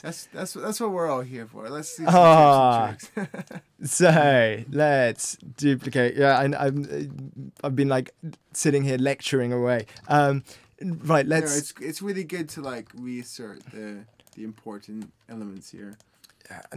And all of this, I always think, you know, everyone's different in terms of how they write and how they think about concepts. For me, it's a really important thing to kind of understand why my sounds are doing what they're doing. So what I'll do here, okay, I'll just start off by, you know, I'm gonna uncut these because I'm relatively happy with the envelope. This is a trick that I quite like. It's a sort of, I'm sure you can do it in other sequences. Not many people do this. I can't believe I'm giving this away. I really like the envelope tool. Okay. Because you can do stuff like make things sound like they're side chaining, but do weird things like preserve the integrity of the transient at the top. So if you can, I'm going to add another point here. This is an offline process, right? Yep, this is an offline process. So here we go. I'm going to choose this, and then I'm going to preserve the integrity of the transient, and then gradually get that kind of classic sort of, yeah, so you can hear it start to kind of roll. And let's get a real kind of pumping feeling to this, I think. So increase the amplitude there, increase the amplitude there, and then we're going to start getting something that actually looks like generally what your sidechain will be doing, right? But the click for my first bass line note is going to be the same. It's going to still start off perfectly clicky, which is sometimes quite nice. I'll reduce it a little bit because we'll do another trick shortly. So, yeah, fat. So now when we listen to this, that sounds, but you can hear like. You got 3 bass channels on top of each other? That's why. Yeah. It's being streamed live for all to see. So immediately we start getting that kind of pumping sound that's really nice. Yeah, so yeah. Wait, so is this because like the high frequency content in the bass, which only occurs at the start, you're allowing that through, and then when we get into like the problem zone, which is where kick and bass mix in the low end, that's ducking down. Exactly. And because we know that these two are kind of reinforcing each other, we you know, what I can do quickly actually, I'll solo these two, and then I'll just export. Actually, do you know, I'll solo, these two. I'll do a quick export of. You can do render in place. Yeah, I'll do that. Sorry. No. Let me do render in place, render with current settings. So you'll also see that my workflow every so often is, I've done the whole channel, but that's fine. Sometimes needs one thing, but that's one of those things that I wish that I'd learned more about when I started off making music. Now it feels like a long time ago, but really like optimizing workflow. So I'm still stuck in some. Yeah. Well, we didn't have render in place.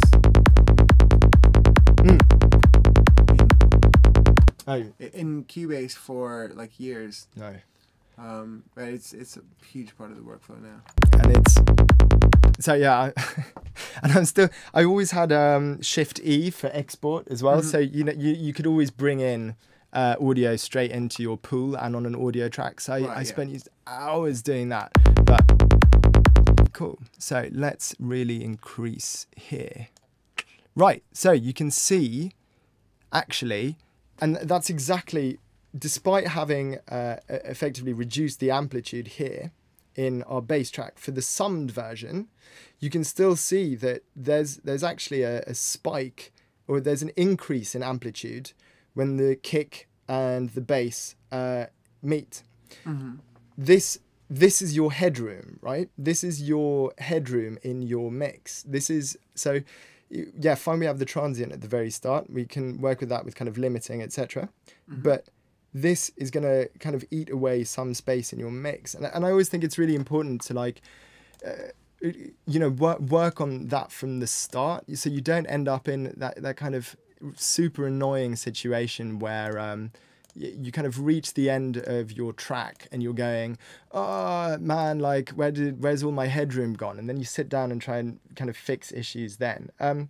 And once you get down into these patterns of doing this kind of processing, then very quickly you'll kind of learn to know what works. So here what I'm going to do is apply a quick crossfade between the two. So what I've done is I've just brought down again the amplitude here. Mm-hmm. And then what I'm going to do is I'm going to leave that kind of little transient section as it stands, because it actually comes in at quite a nice point. And then you wrap up in about 20 minutes. Okay, cool. So yeah, we'll do that. And now there's a bit too much tail missing. Would it be worth like mixoscoping it? Yeah, good shout. Let's open up our master. I think it's on the far left. Yeah. Cool. So I'm just gonna do.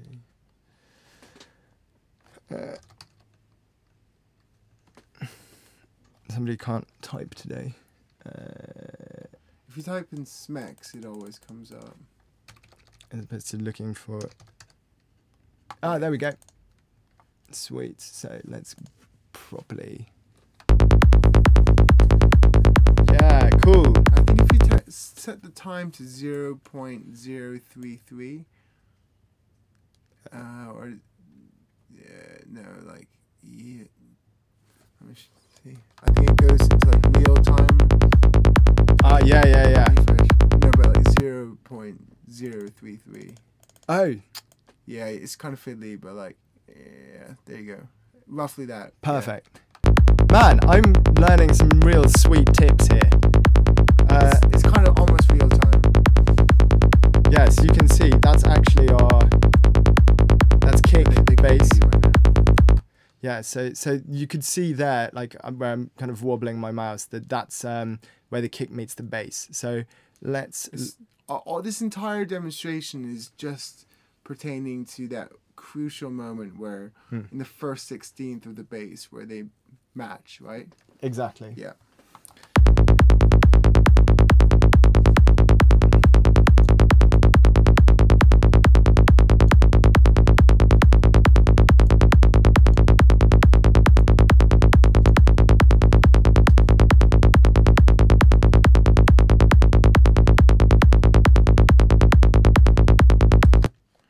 Cool. So what are you doing? So you should be able to see there that where you're getting that kind of second, this kind of crucial bit, that by pulling down the kick volume, we're actually getting a more flattened out general kind of volume of the two mixed together, while still maintaining the actual. What I'm going to do is I'm actually going to just trim this off as well.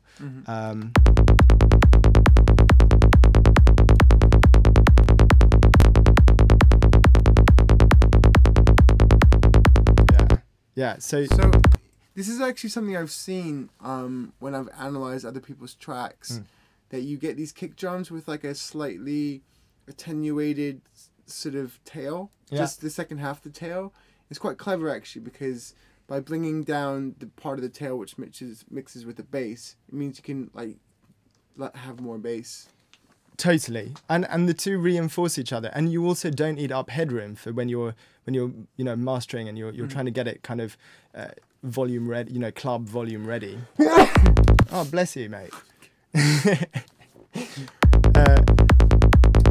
Cool. So we've done that bit. Now you can go even weirder with this stuff, and I'm going to do it now. It might sound bad here because of the nature of this kick drum, but because it already has a really kind of clean sound. But yeah, this is a little trick as well. So B, by the way. Oh, sweet. Shortcuts. So this is kind of probably going to sound bad, but I'm just going to give you this as an example of, and this is really useful for those producing other genres, again, where you want to protect your transient at all times. This is a kind of neat trick. So, I mean, you could look at that last trick you did with the bass as a way of having like a 16th bass feel with like a galloping bass low end. Would that be about right? Yeah. Okay, cool. Which is really kind of handy if you think about it. I think a lot of people go for the gallop style, da da da da da da da da, just to get that kind of smooth low end. Whereas they'd actually really like to have more of a 16th feel. But when you have just 16th with no sidechain, you get that huge clumping first 16th, right? Just yeah. So what Nik just showed, sorry, I'm just like summing up everything you did here, but like what you just showed, and I think what you're also going to show a different way of doing is like a way of preserving the transient of that first bass note, whilst sort of managing the bass, so you have like a nice smooth. Just press enter. Yeah. So you have like a nice smooth low end response. So you get the sort of galloping. You get the sort of galloping low end with the 16th tops. Yeah. Best of both worlds. Exactly, and everyone loves a good click. And here's another little way, right? So what I've done is. Oh, that's cheeky. So what I've done here so cheeky. is put I've reduced the amplitude here, just of this very particular portion, and then crossfaded these, and then I mean, here we're actually relatively lucky because we're at a moment where there's not that much going on. That we have but for stuff that's really busy, so think like drum and bass, for example, this can be a super useful trick to basically give yourself some headroom without anybody realizing. That's so cheeky. So we might hear, every so often it does sound weird. It sounds like, it can sound like it kind of beats back in. Yeah, so you can hear it kind of wobbles in, it goes doo-doo, right? But actually, when you play the two together, you don't hear that wobble anymore. That's really, really. Well, I guess when you have solo kicks in the track, you could go back to your sort of uninterrupted kick, but that's really cheeky. I like that a lot. This is, yeah, and if you didn't get that, make sure you like just go back 5 minutes and watch Nik do it again. Yes, making space for the bass transient. And then what we're also going to do here, right? So I want So wrap it up soonish. Cool. So it's more of those techniques and stuff in there. Let's do. So this is another one that I really like. So we've already got a Pro Q on here, which is already taking away the kind of stereo, and even though we don't really have any stereo in there at the moment. But let's do a shelf. Okay, so you'll hear what the shelf does. You know what the shelf does already, right? Cool. Now. That's on a stereo. Yeah, so that's just on stereo, but we know that there's no mids beyond here, and also this bass line is stereo anyway, or it's mono anyway. So what I'm going to do is very quickly just go 1 second, just go like that, right? So what I'm now going to do is just show used automation on my track, and that's just band gain, and it's done nothing there. Okay, cool. So.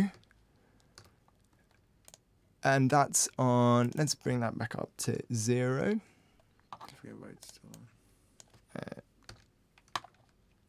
Cool, so let's,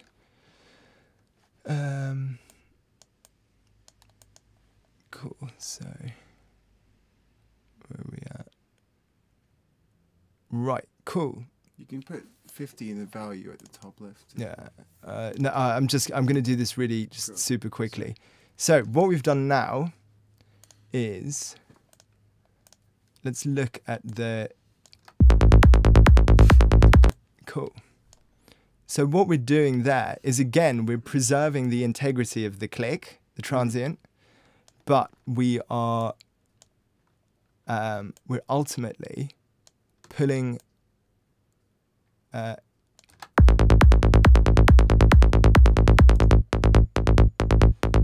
we know that as the kick tail dies down, yeah, you can see it here. As the kick tail dies down, let's bring this back. So you're basically attenuating the bass. I'm the first note. Yeah, I'm just attenuating the sub on the bass for the first note. Mm-hmm. And again, that keeps that sweet click going because everyone loves the click. So that's pretty intense at the moment.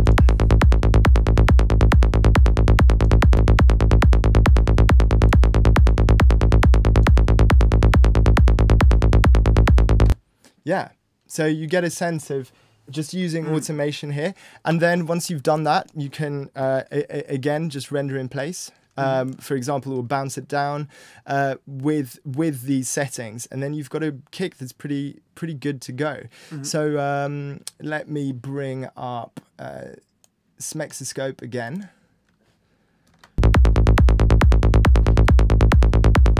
Yeah, that looks pretty nice. It's not eating in too much to headroom, but we've still got.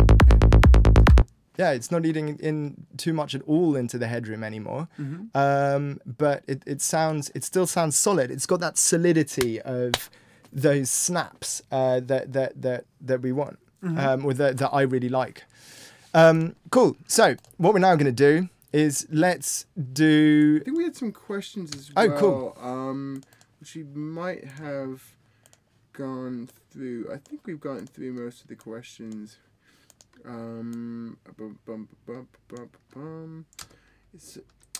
That question was kind of answered. Okay, I think we pretty much answered all the questions. What effects do you have on the bass using EQ and R bass? Yeah, I'll chat about bass, like actually how I made the bass in a later class. But I've got a question actually.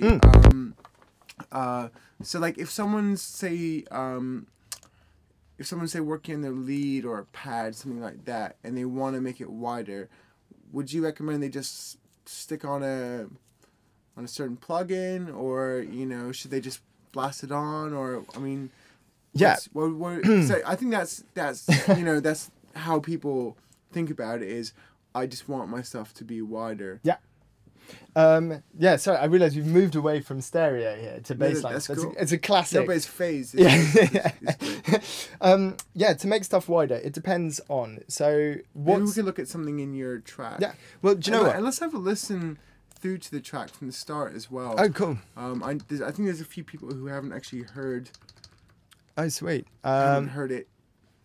We haven't really done as much analysis of it. Wow, time goes fast when you're having fun. So you were like, "What? I have to talk for like 2 hours." Yeah. Like, dude, you're gonna struggle to get it in less than 2 hours. I was genuinely concerned that I might not have enough to say. Now I feel like I've spoken too much. What a disaster! Yeah. So this is the track, and so do you know what? I'll very quickly just run through this so you guys can see, because I wanted to kind of explain some of the tricks that I've used, because I've used different stereo tricks for everything. Okay. So. Turbo mode. Yeah, turbo mode. So to start with, let's just hear the track for any of those who haven't heard it.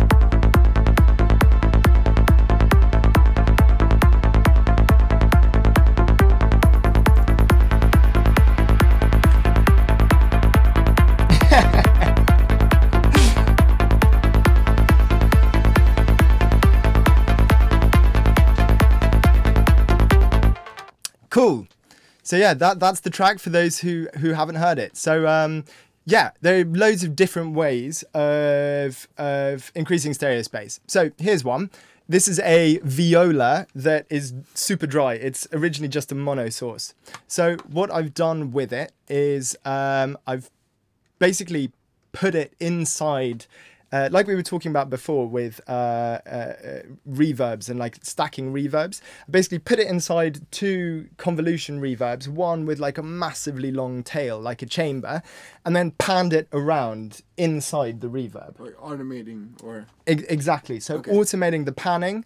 But what I like about that is that you get the sense of the sound moving in space. That again gives that kind of, lends it that sort of organic feel, like I'm listening to this in space. So you'll hear here.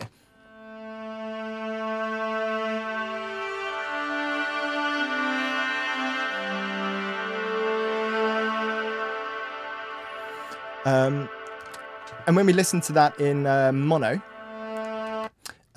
you can... That sounds really... it's like it's really swimming around. Totally. And So this was just mono, and then you panned the convolution reverb. it's just, so yeah, the sound was mono, and then I just panned it inside these 2 convolution reverbs working together. So if I'll just let me just do you know, I'll just press mono on the control room, and then you'll really get the feeling of mono as well. So this is just mono.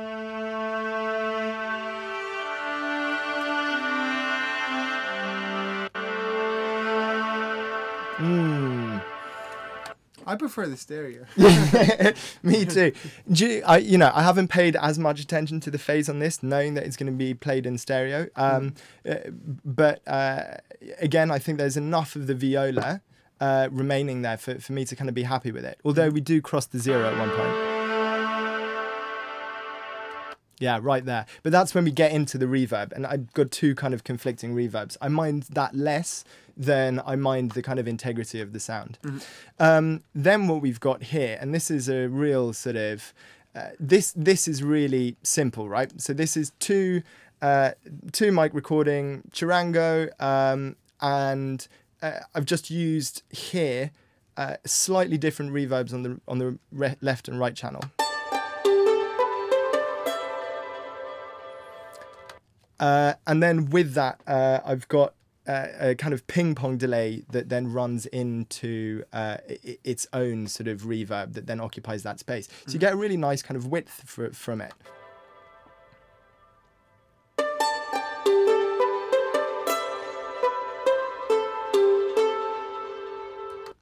I love how that note sounds like it's out of tune. The last one.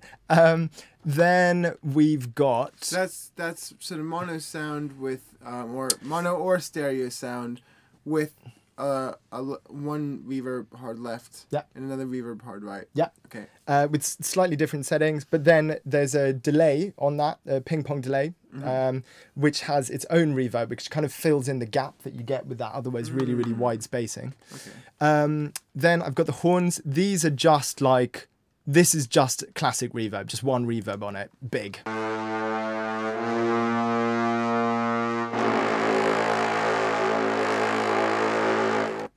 Ah, Inception. Then, so this is another technique here. So on the, so I've got a Virus TI Polo. I don't know if other people use the Virus. It's got a funky unison spread, but it's not very good with phase. But I've used this to get the width in the arpeggiator, as well as a little bit of reverb with it, and delay.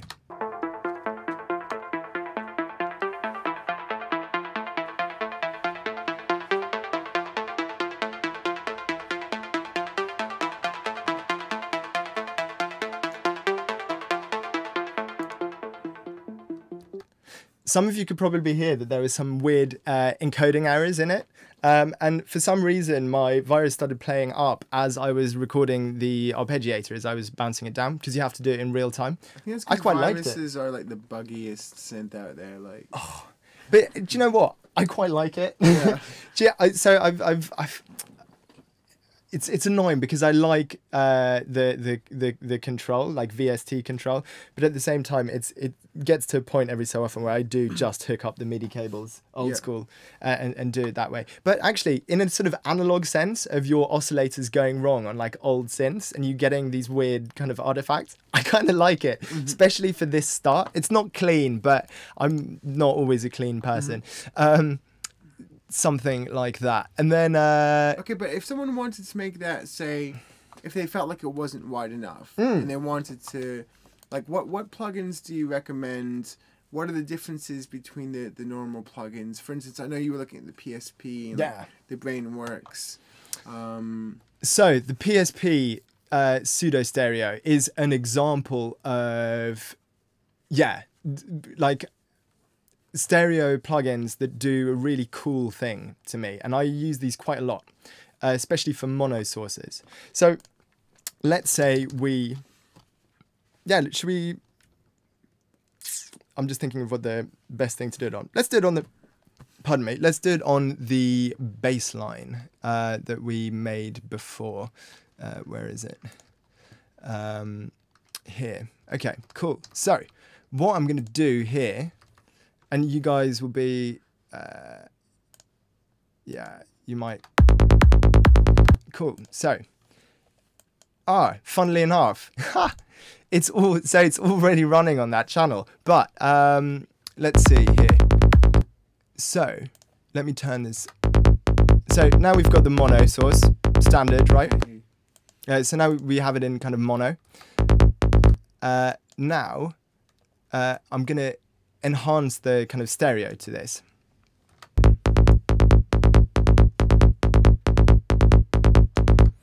So that's really wide now for a bass line. But this is what is so kind of clever about this kind of tool. So I'm just going to switch this so that it's in mono, again, just to kind of be able to show this channel by itself. Stereo.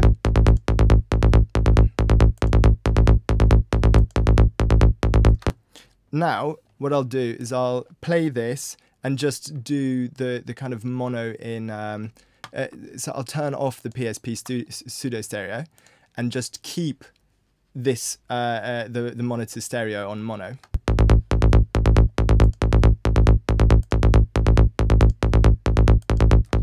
Can you hear how the mid channel doesn't change? Yeah. Genius. This basically does is sort of quite complicated comb filtering, in the sense of if you have a sound in front of you, which is coming from one source, and you stick one microphone here, one microphone there, you get a stereo sound, right? Because that's how it works in space. This basically does that. So what I tend to do with this is sometimes, even for like a bass line, I'll add a little bit on to give it that touch of stereo. And then because we know from just doing that kind of experiment with just keeping it running in mono, we know that it's not interfering with the mid phase, right? It's not interfering with the summed signal. So basically, the sort of widening that the PSP pseudo stereo does not compromise the punchiness of the bass at all. No, it doesn't compromise the mid channel at all. Okay. So it will work in mono, and I mean a little teeny bit. So would you add it to bass lines in general? Okay. Funnily enough, I've never like heard someone say before, like, I would put this stereo widener on a bass. Yeah, 100%. Again, my secret tricks are just revealing themselves here. But I also know that I can control it, right? And the reason I can control it... That's kind of a game changer. But I know that I can control it, right? So... Oh, shoot, you just told everyone that for free. Oh, God. So now we know, because we've kept the integrity of the bass, right? Because we've kept the mid signal, I'm really happy to mess with the side signal. So we've actually got, you can see on, so you can see on the goniometer here that we're getting a little bit of stereo tickle. And we know, because of the Pro Q, which is cutting off our side channel, that it's not interfering at all with the low end, and it's actually not even playing in the low end. So we keep headroom, which is even better. So with that, we end up with a kick that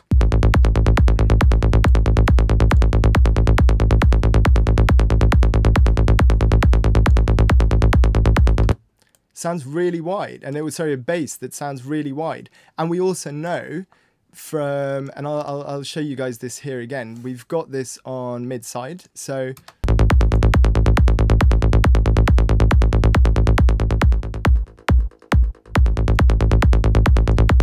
we know we're losing no punch in the mid channel. If you go all the way to the side and then bypass the pseudo stereo, will that leave us with? Yeah, it should leave us with nothing if we bypass the pseudo stereo. Check this out.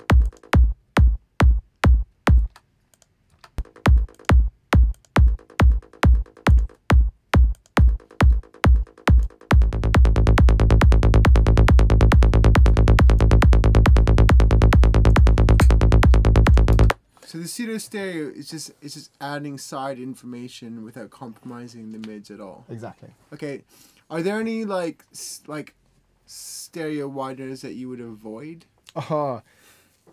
Well, be honest. This sounds bad. All of them, to an extent. To an extent. And the reason I say all of them is because there's no, apart from these particular kinds of stereo, which take a mono sound and then kind of comb filter it off to the sides, pretty much any stereo widening that you do won't just interfere, like in a mono context, won't just interfere with your side signal, but it'll actively interfere with you know, with the relevant kind of audio as a whole. So I'll do a quick example of this. Let's find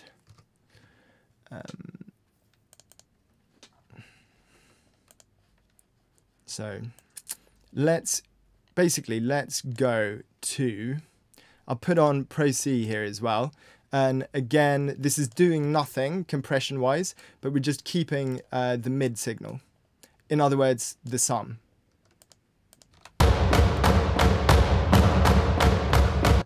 Now sorry guys, cluttered make space. Let's work on the width.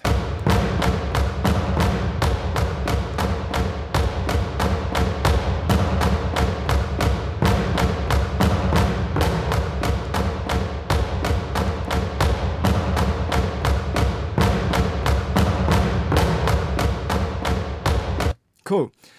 So it's relatively subtle, but you should be able to hear that it kind of interferes a little bit with the transients again. So the snap of the kind of the taikos, the very first sound, that gets kind of deaded a little bit. Now, what I would add is that actually S1 is pretty good as far as it goes at avoiding a lot of these phase issues. As you can hear, but some of these stereo plugins, particularly, you know, every so often I'll see stuff that kind of goes on sale where it says, "Oh, get this, you know, $1 stereo imager," and $1. Yeah, $1. And every time I go, okay, yeah, cool, I'm gonna get that, and let's see if it is something exciting. It almost always messes with the phase just too much for me to handle. With the House effect, is that where we compromise? House effect, I really like. I love the House effect, which for anybody who doesn't know what the House effect is, it's essentially where you just delay one channel. So well, you have if you have like for instance like a snare that was mono and you want to make it stereo, you duplicate it, pan them hard left and right. They'll still be mono, but then if you delay one of the channels by like a few milliseconds, you're introducing the House effect. I think I'm not sure if I'm right, but the general House zone is sort of between 7, 8, and like 15 milliseconds. That's the like, but I think it goes all the way up to like basically there's a certain point where acoustically it sounds like it's still the same sound, but then once you deviate too far from that, it sounds like two different sounds, and that's just a product of our evolution, because to localize sound, unlike what we were talking about with mid-side, when you're recording left and right, you're just you're just recording when something hits that part, and that's the way that our ears work. So a sound might reach this part first, my left ear first, and then afterwards my right ear, and I'll perceive it as being from the left, even though it's the same amplitude. I'll be right back. Please carry on, Nick. Yes, so where was I at? Yeah, so S1, it kills the transient slightly, not that much. I guess it's a sort of less good example. Let's turn off the mono here, or the mid only. So, oh.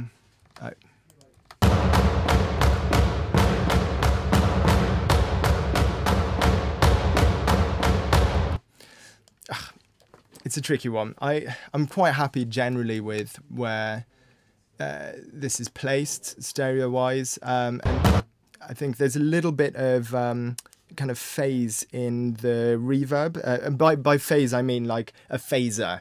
So the kind of sense that there's a sort of like a notch just kind of going through the frequencies, and that's really enhanced by the S1, and I don't particularly like that sound. Yeah. Yes. So next, I'm going to just go to these sort of, and this I've done. These are actually from the sample pack as well, but there's a couple of. I heard that. Yeah. I know, I couldn't help myself. There's a couple of sung kind of lines here, and two of them are really similar, which is perfect for doing double tracking. So what I've done here is I've got two separate vocal samples, one panned hard left, one panned hard right, and then blended together a little bit through reverb. And through delay, and it becomes pretty epic. So you should hear like a really solid stereo mix, like a really solid from each side, but at the same time there's a little bit of nice stuff going on in the middle. If only I would play it.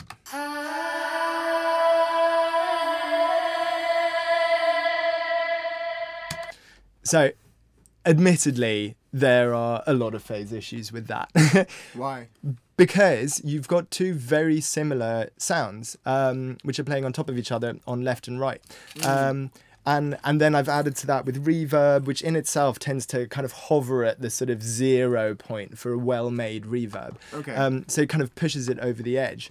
So because it's so similar, they can almost start phasing each other out. Exactly. But if one was like, say, like an octave down, then there would be like no phase issues, or yeah, less. Less. Yeah. You'd potentially run into it on the kind of second cycle, but much less.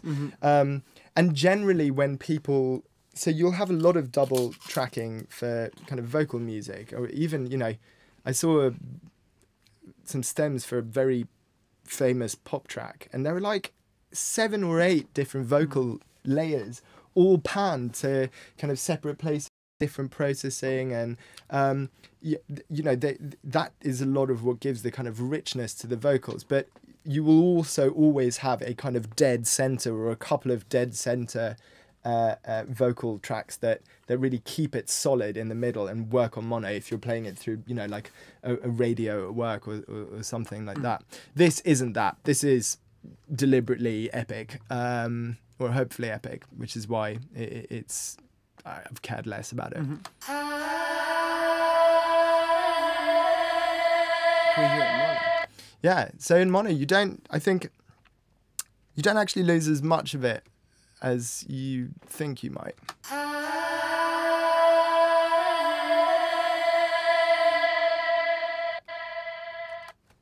It sounds alright? Yeah, it sounds fine.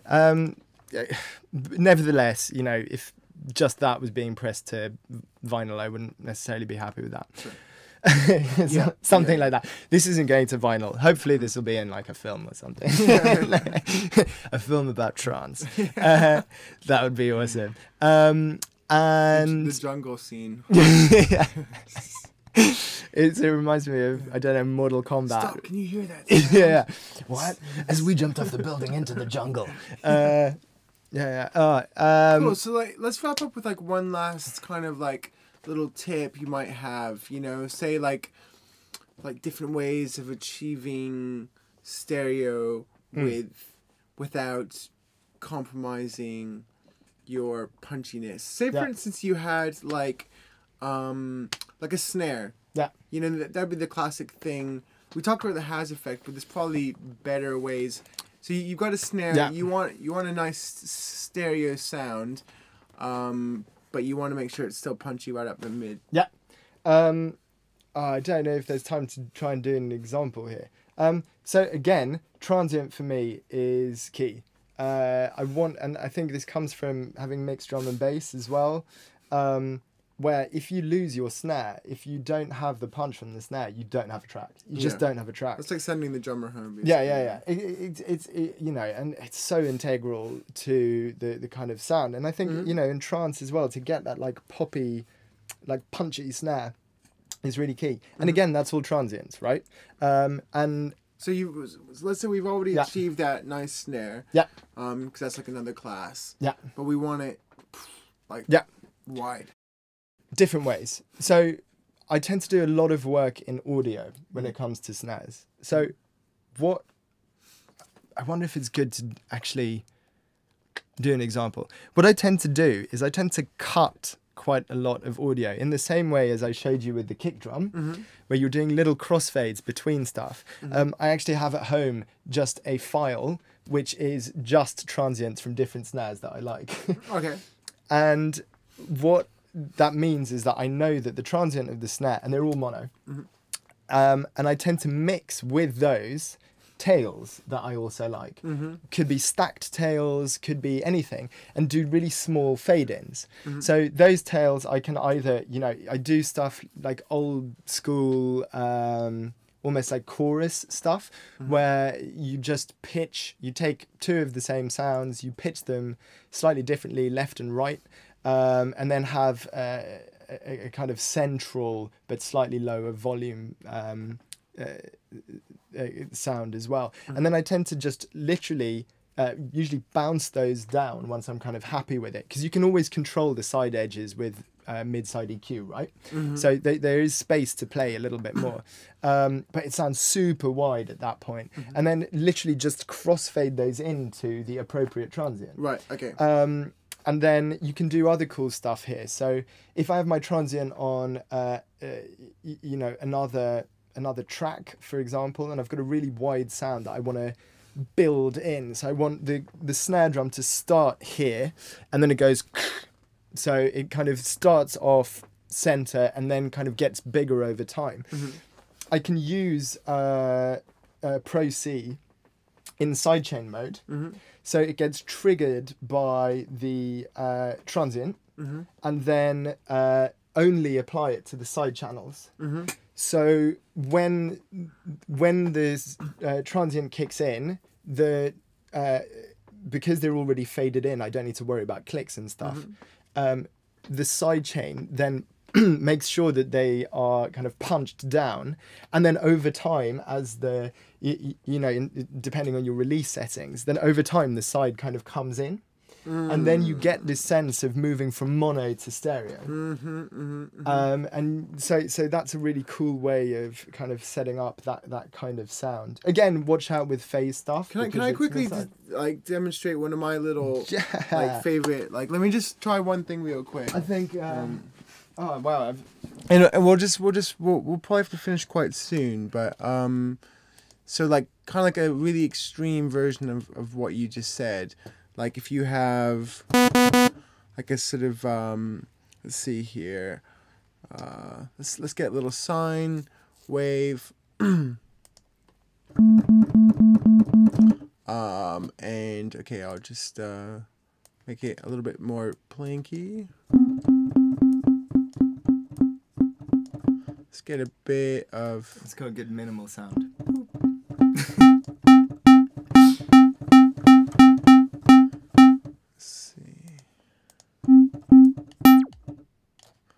Okay.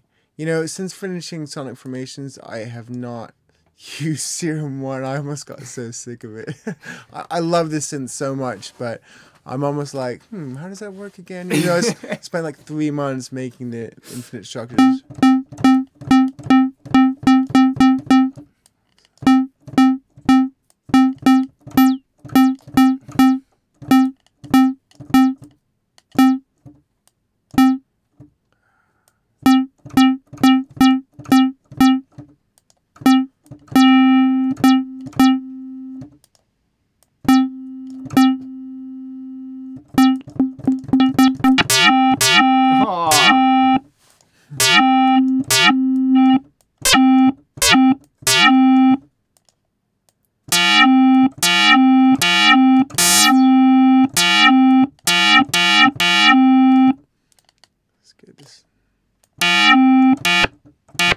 Okay. Slightly carried away here, but okay, we'll just give it a little bit of plucking.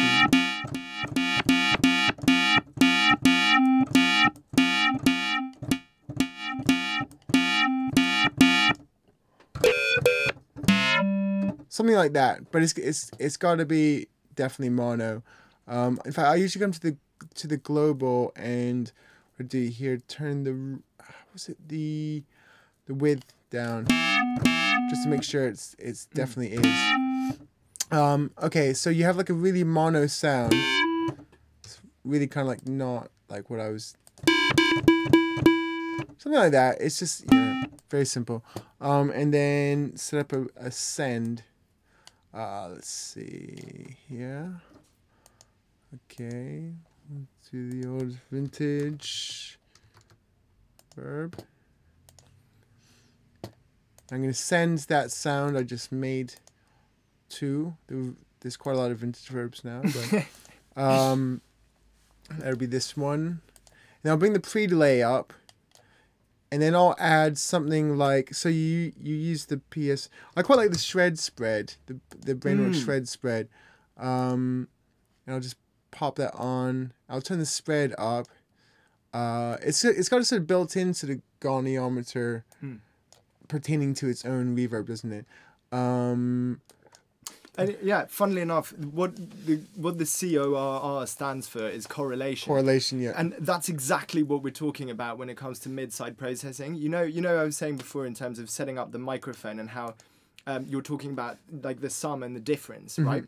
That's 100% correlation. It's purely correlation between either the positive or the negative side of the kind of inverted phase that's your side that determines where a sound is coming from.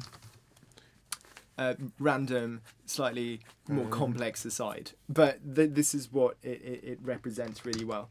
And I think those Brainworks plugins are they're written by a guy who basically has dedicated a lot of time to, as far as I understand, at least from his website, to understanding mid-side, and the algorithms in them are just awesome. Killer. As absolutely.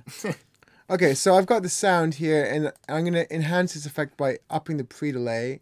And so it's basically mono sound going into widened reverb. Let's get a bit of...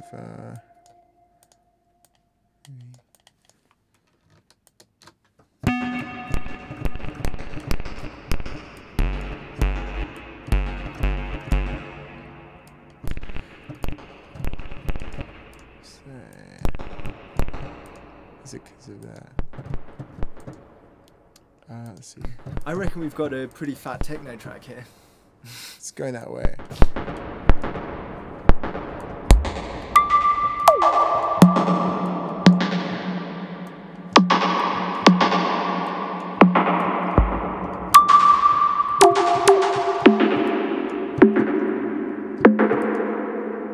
And you really hear it happening in the middle and then sweeping onto the sides. But you might have noticed I put this pitch correct on it. So these are other ways of sort of like really affecting the reverb. So it's sort of quite different from its original source. So we could like shift it. Oh yeah, keep that on.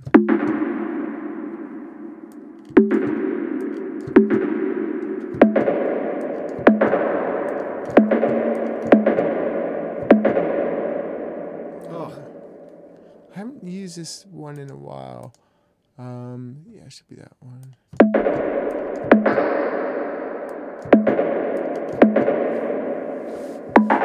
Do you know what? I haven't seen this done. That is such a cool idea for getting pitched snare tails. Yeah. So, and maybe that's exactly what you were doing.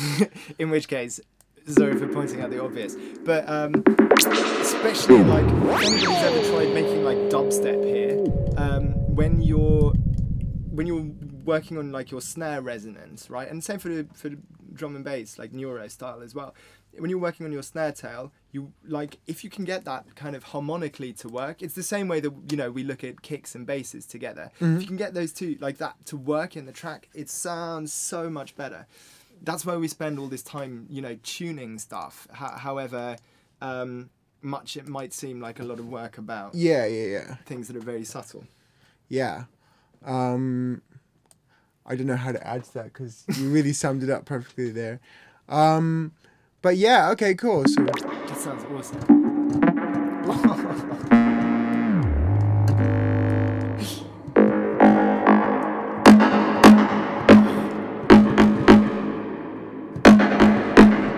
I like that. Oh, I just realised we didn't cover minimum and linear phase. Yeah, minimum and linear phase. Okay, I'm gonna give you 5 minutes. Okay. No, I'm gonna give you 4 minutes to explain why people shouldn't, or could not use linear phase or phase. 4 minutes, go. Let's go. Okay, so here we go. Running in, quick, relay race. So I constantly hear people saying, "Hey man, why are you using minimum phase? Hey man, why are you using linear phase?" Or saying stuff like, "You should always use a linear phase EQ," or "Hey man, you should always use a minimum phase EQ." My answer to them is, I will use whichever EQ that I consider to be appropriate for the circumstances. So, so no rights or wrongs, but no rights or wrongs. 100%. Whatever you think sounds best. What do they do? So what they do is, and this is funny given that we've been looking at baseline and phase and looking at the kind of waveforms. So a natural byproduct of analog EQs is that when you pull down or when you affect a band by effectively attenuating a particular frequency, it will shift the phase.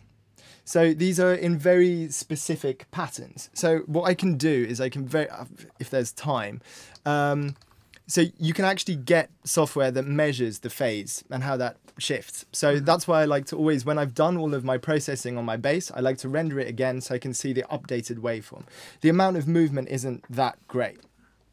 Now, what a minimum phase EQ does, which is like analog EQs and like most EQs that you will find. So is that zero latency? Yeah, that's zero latency. Okay. What they will do is they will interfere with the phase in a particular region of the spectrum. Generally, the sort of wider and nicer your bell shapes, the less that you're working with the kind of low end, the less that you're working with high pass filters and stuff like that, the more your phase is preserved.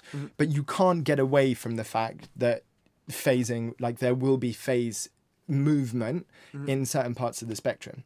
Linear phase, which is like latency phase, purely exists in the digital domain. It's a byproduct of being able to do stuff digitally. What it does is it introduces latency, and by doing that, it's able to keep the phase the same through whatever kind of dips you're doing in the track. The issue with this is that there are other things that you can't get away from when it comes to EQing. So I don't know if you've heard of pre-ring. Pre-ring is, and we might even be able to get it to happen on the wump kick, because that's like a perfect thing to do it on. This will take me 1 minute and I'll do it as I chat. So we need to remember that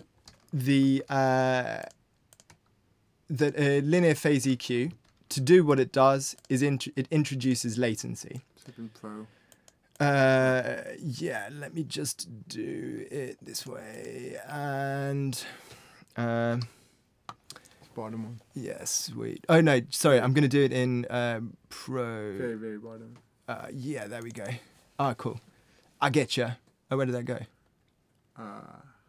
I've had a mystery moment. Sorry guys, as I'm supposed to do this quickly, I'm now like losing the plot. That's cool. Cool. Right. So here we go. Let's put on linear phase, maximum latency. Boom. Wump kick. Cool. Right. A really snappy transient here. I'm going to just turn this on. I'm going to notch this up. I'm then going to add a notch here like that. So for whatever kind of reason. Can you hear that? Can you hear that? Just before the click, the transient click of the kick drum. So you'll hear a little sucking sound, like like a reverse reverb. Okay. Check it out. I think I'm. It's hard to tell because of the tail of the kick. Well, let's do one better. Let's actually bounce this down. So we can see it. Yeah, exactly. So I don't know if I can render in place for this. Yeah, it'll work. Let's do render in place, and then the only thing is that'll duplicate the EQ. Okay, I see what you mean. So I'm just going to. Oh, do you know what? Screw it. Let's just do the same thing offline because then we'll see it really easily. What's the? Why don't you just render in place with that EQ on? Yeah. Okay, I'll do that. Sorry. What am I doing? This is. There we go. Yeah. Now, does this have? Yeah, it does. Okay. Okay. Now let's go in here. So you can see here that there is some sound that wasn't in the let's see if we can get it even more. Can you? So here we go. I can see this. Yeah. It's like a bit of a slope up now. Yeah. There's a waveform display in the top right. Do you know what? Let me open up Smexoscope again, and then let's really get the pre-ring going. So there we go.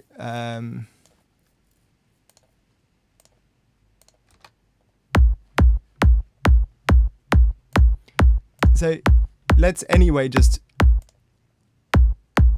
see. It's much cleaner. Let's look at Smexoscope here as well. Just chatting. Yeah, so let's look at Smexoscope as well and just watch like as extra information is added in.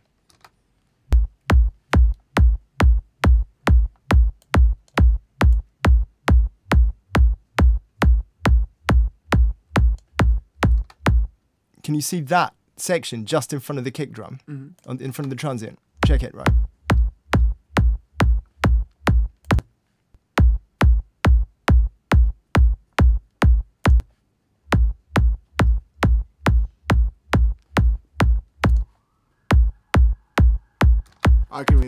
I can really hear it now. Yeah. So why not just use? I mean, if linear phase gives it a better sound, then why not just use it and then export it and then just chop it in? Well, this is my argument for actually not using linear phase for stuff that's got snappy transients, because what you're doing here is you're adding. Where we've spoken all day about interfering with the transient, because a linear phase EQ has to deal with ring. So any EQ will ring when it's doing this kind of processing. But with a minimum phase EQ, because it doesn't preserve the phase, the ring happens after the transient. So you have a transient and then a tiny bit of ring that happens somewhere after the transient happens, which means that your transient is generally, even though people talk about minimum phase EQ transients being smeared slightly, I kind of disagree. However, you're actively screwing around with your transient by using a linear phase EQ, doing anything to basslines.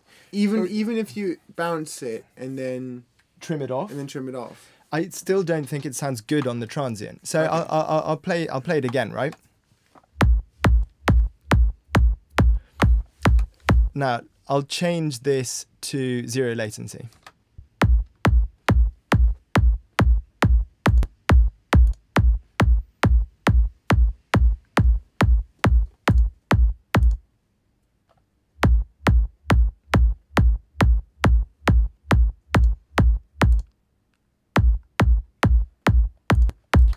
Now, obviously, the sounds are quite different. You know, you can trim it off. I just think that it sort of messes with your transients in a way that I don't feel quite comfortable with when I'm working with bass elements or with snare elements or stuff where the transients are really key. It also actually delays bass notes by a little bit. No, yeah, absolutely. And like you're always working to stuff that it's never gonna, it can't be perfect because it has to be a series of compromises the whole time. So the answer is that neither and you know, minimum phase also kind of smears transients a little bit, and obviously will interfere with the phase.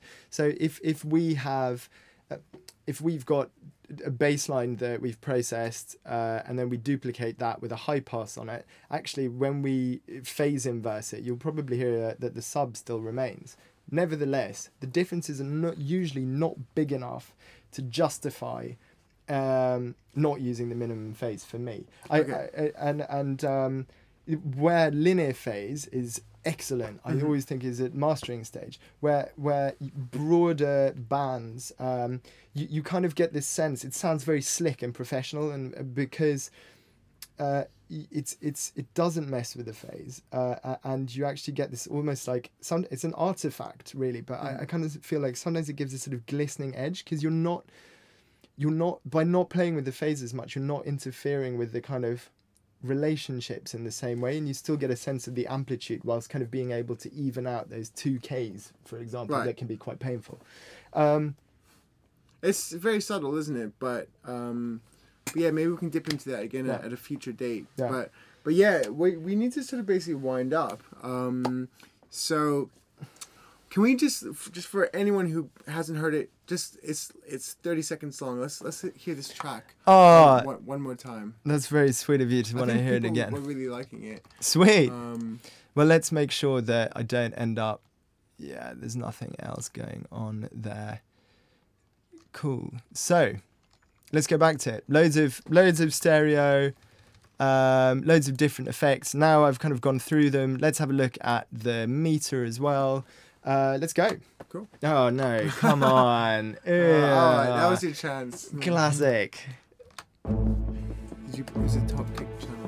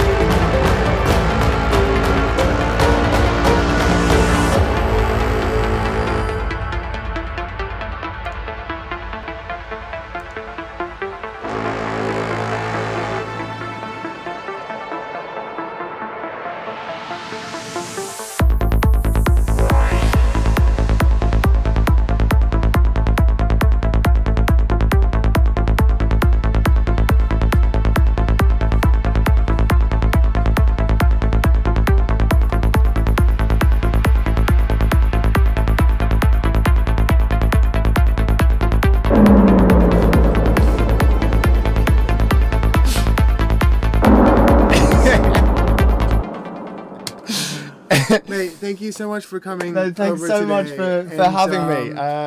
I hope that was. I haven't really had a chance to look at the comments or anything like that, but I hope that was interesting for everyone.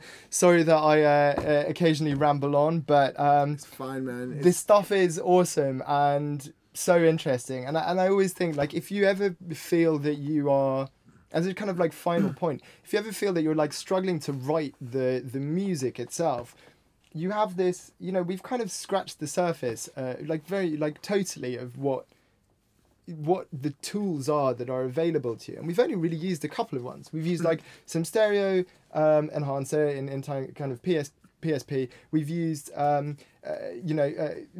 real compression, but talked about it, mid-side EQ, kind of mid-side compression to an extent, and reverb. And like, and you know, that's how much you can just get out of using these simple tools. Like you can buy the flashiest box of tricks, but actually nothing nothing matches up with these like easy tools. So the more you get a chance to like sit down, just play around. You don't need to have all of the expensive kit and all of this stuff. Yeah.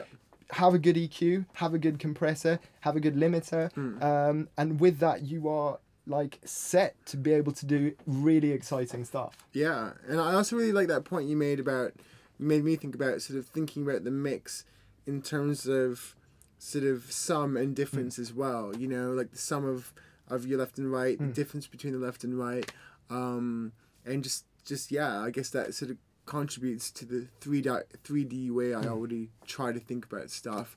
But dude, it's been such a pleasure, and also just to hang out again. So we're gonna say goodbye to everyone at home. This will be available to watch in full forever. And yeah, on the channel, we're gonna of course post it on our Futurephonic page. Thank you for everybody saying thank you, and have a good night. Have a great night, and thanks very much for having me, man. Let's do it. Cool. What a treat. All right, see you later. Okay, so I just need to go on here.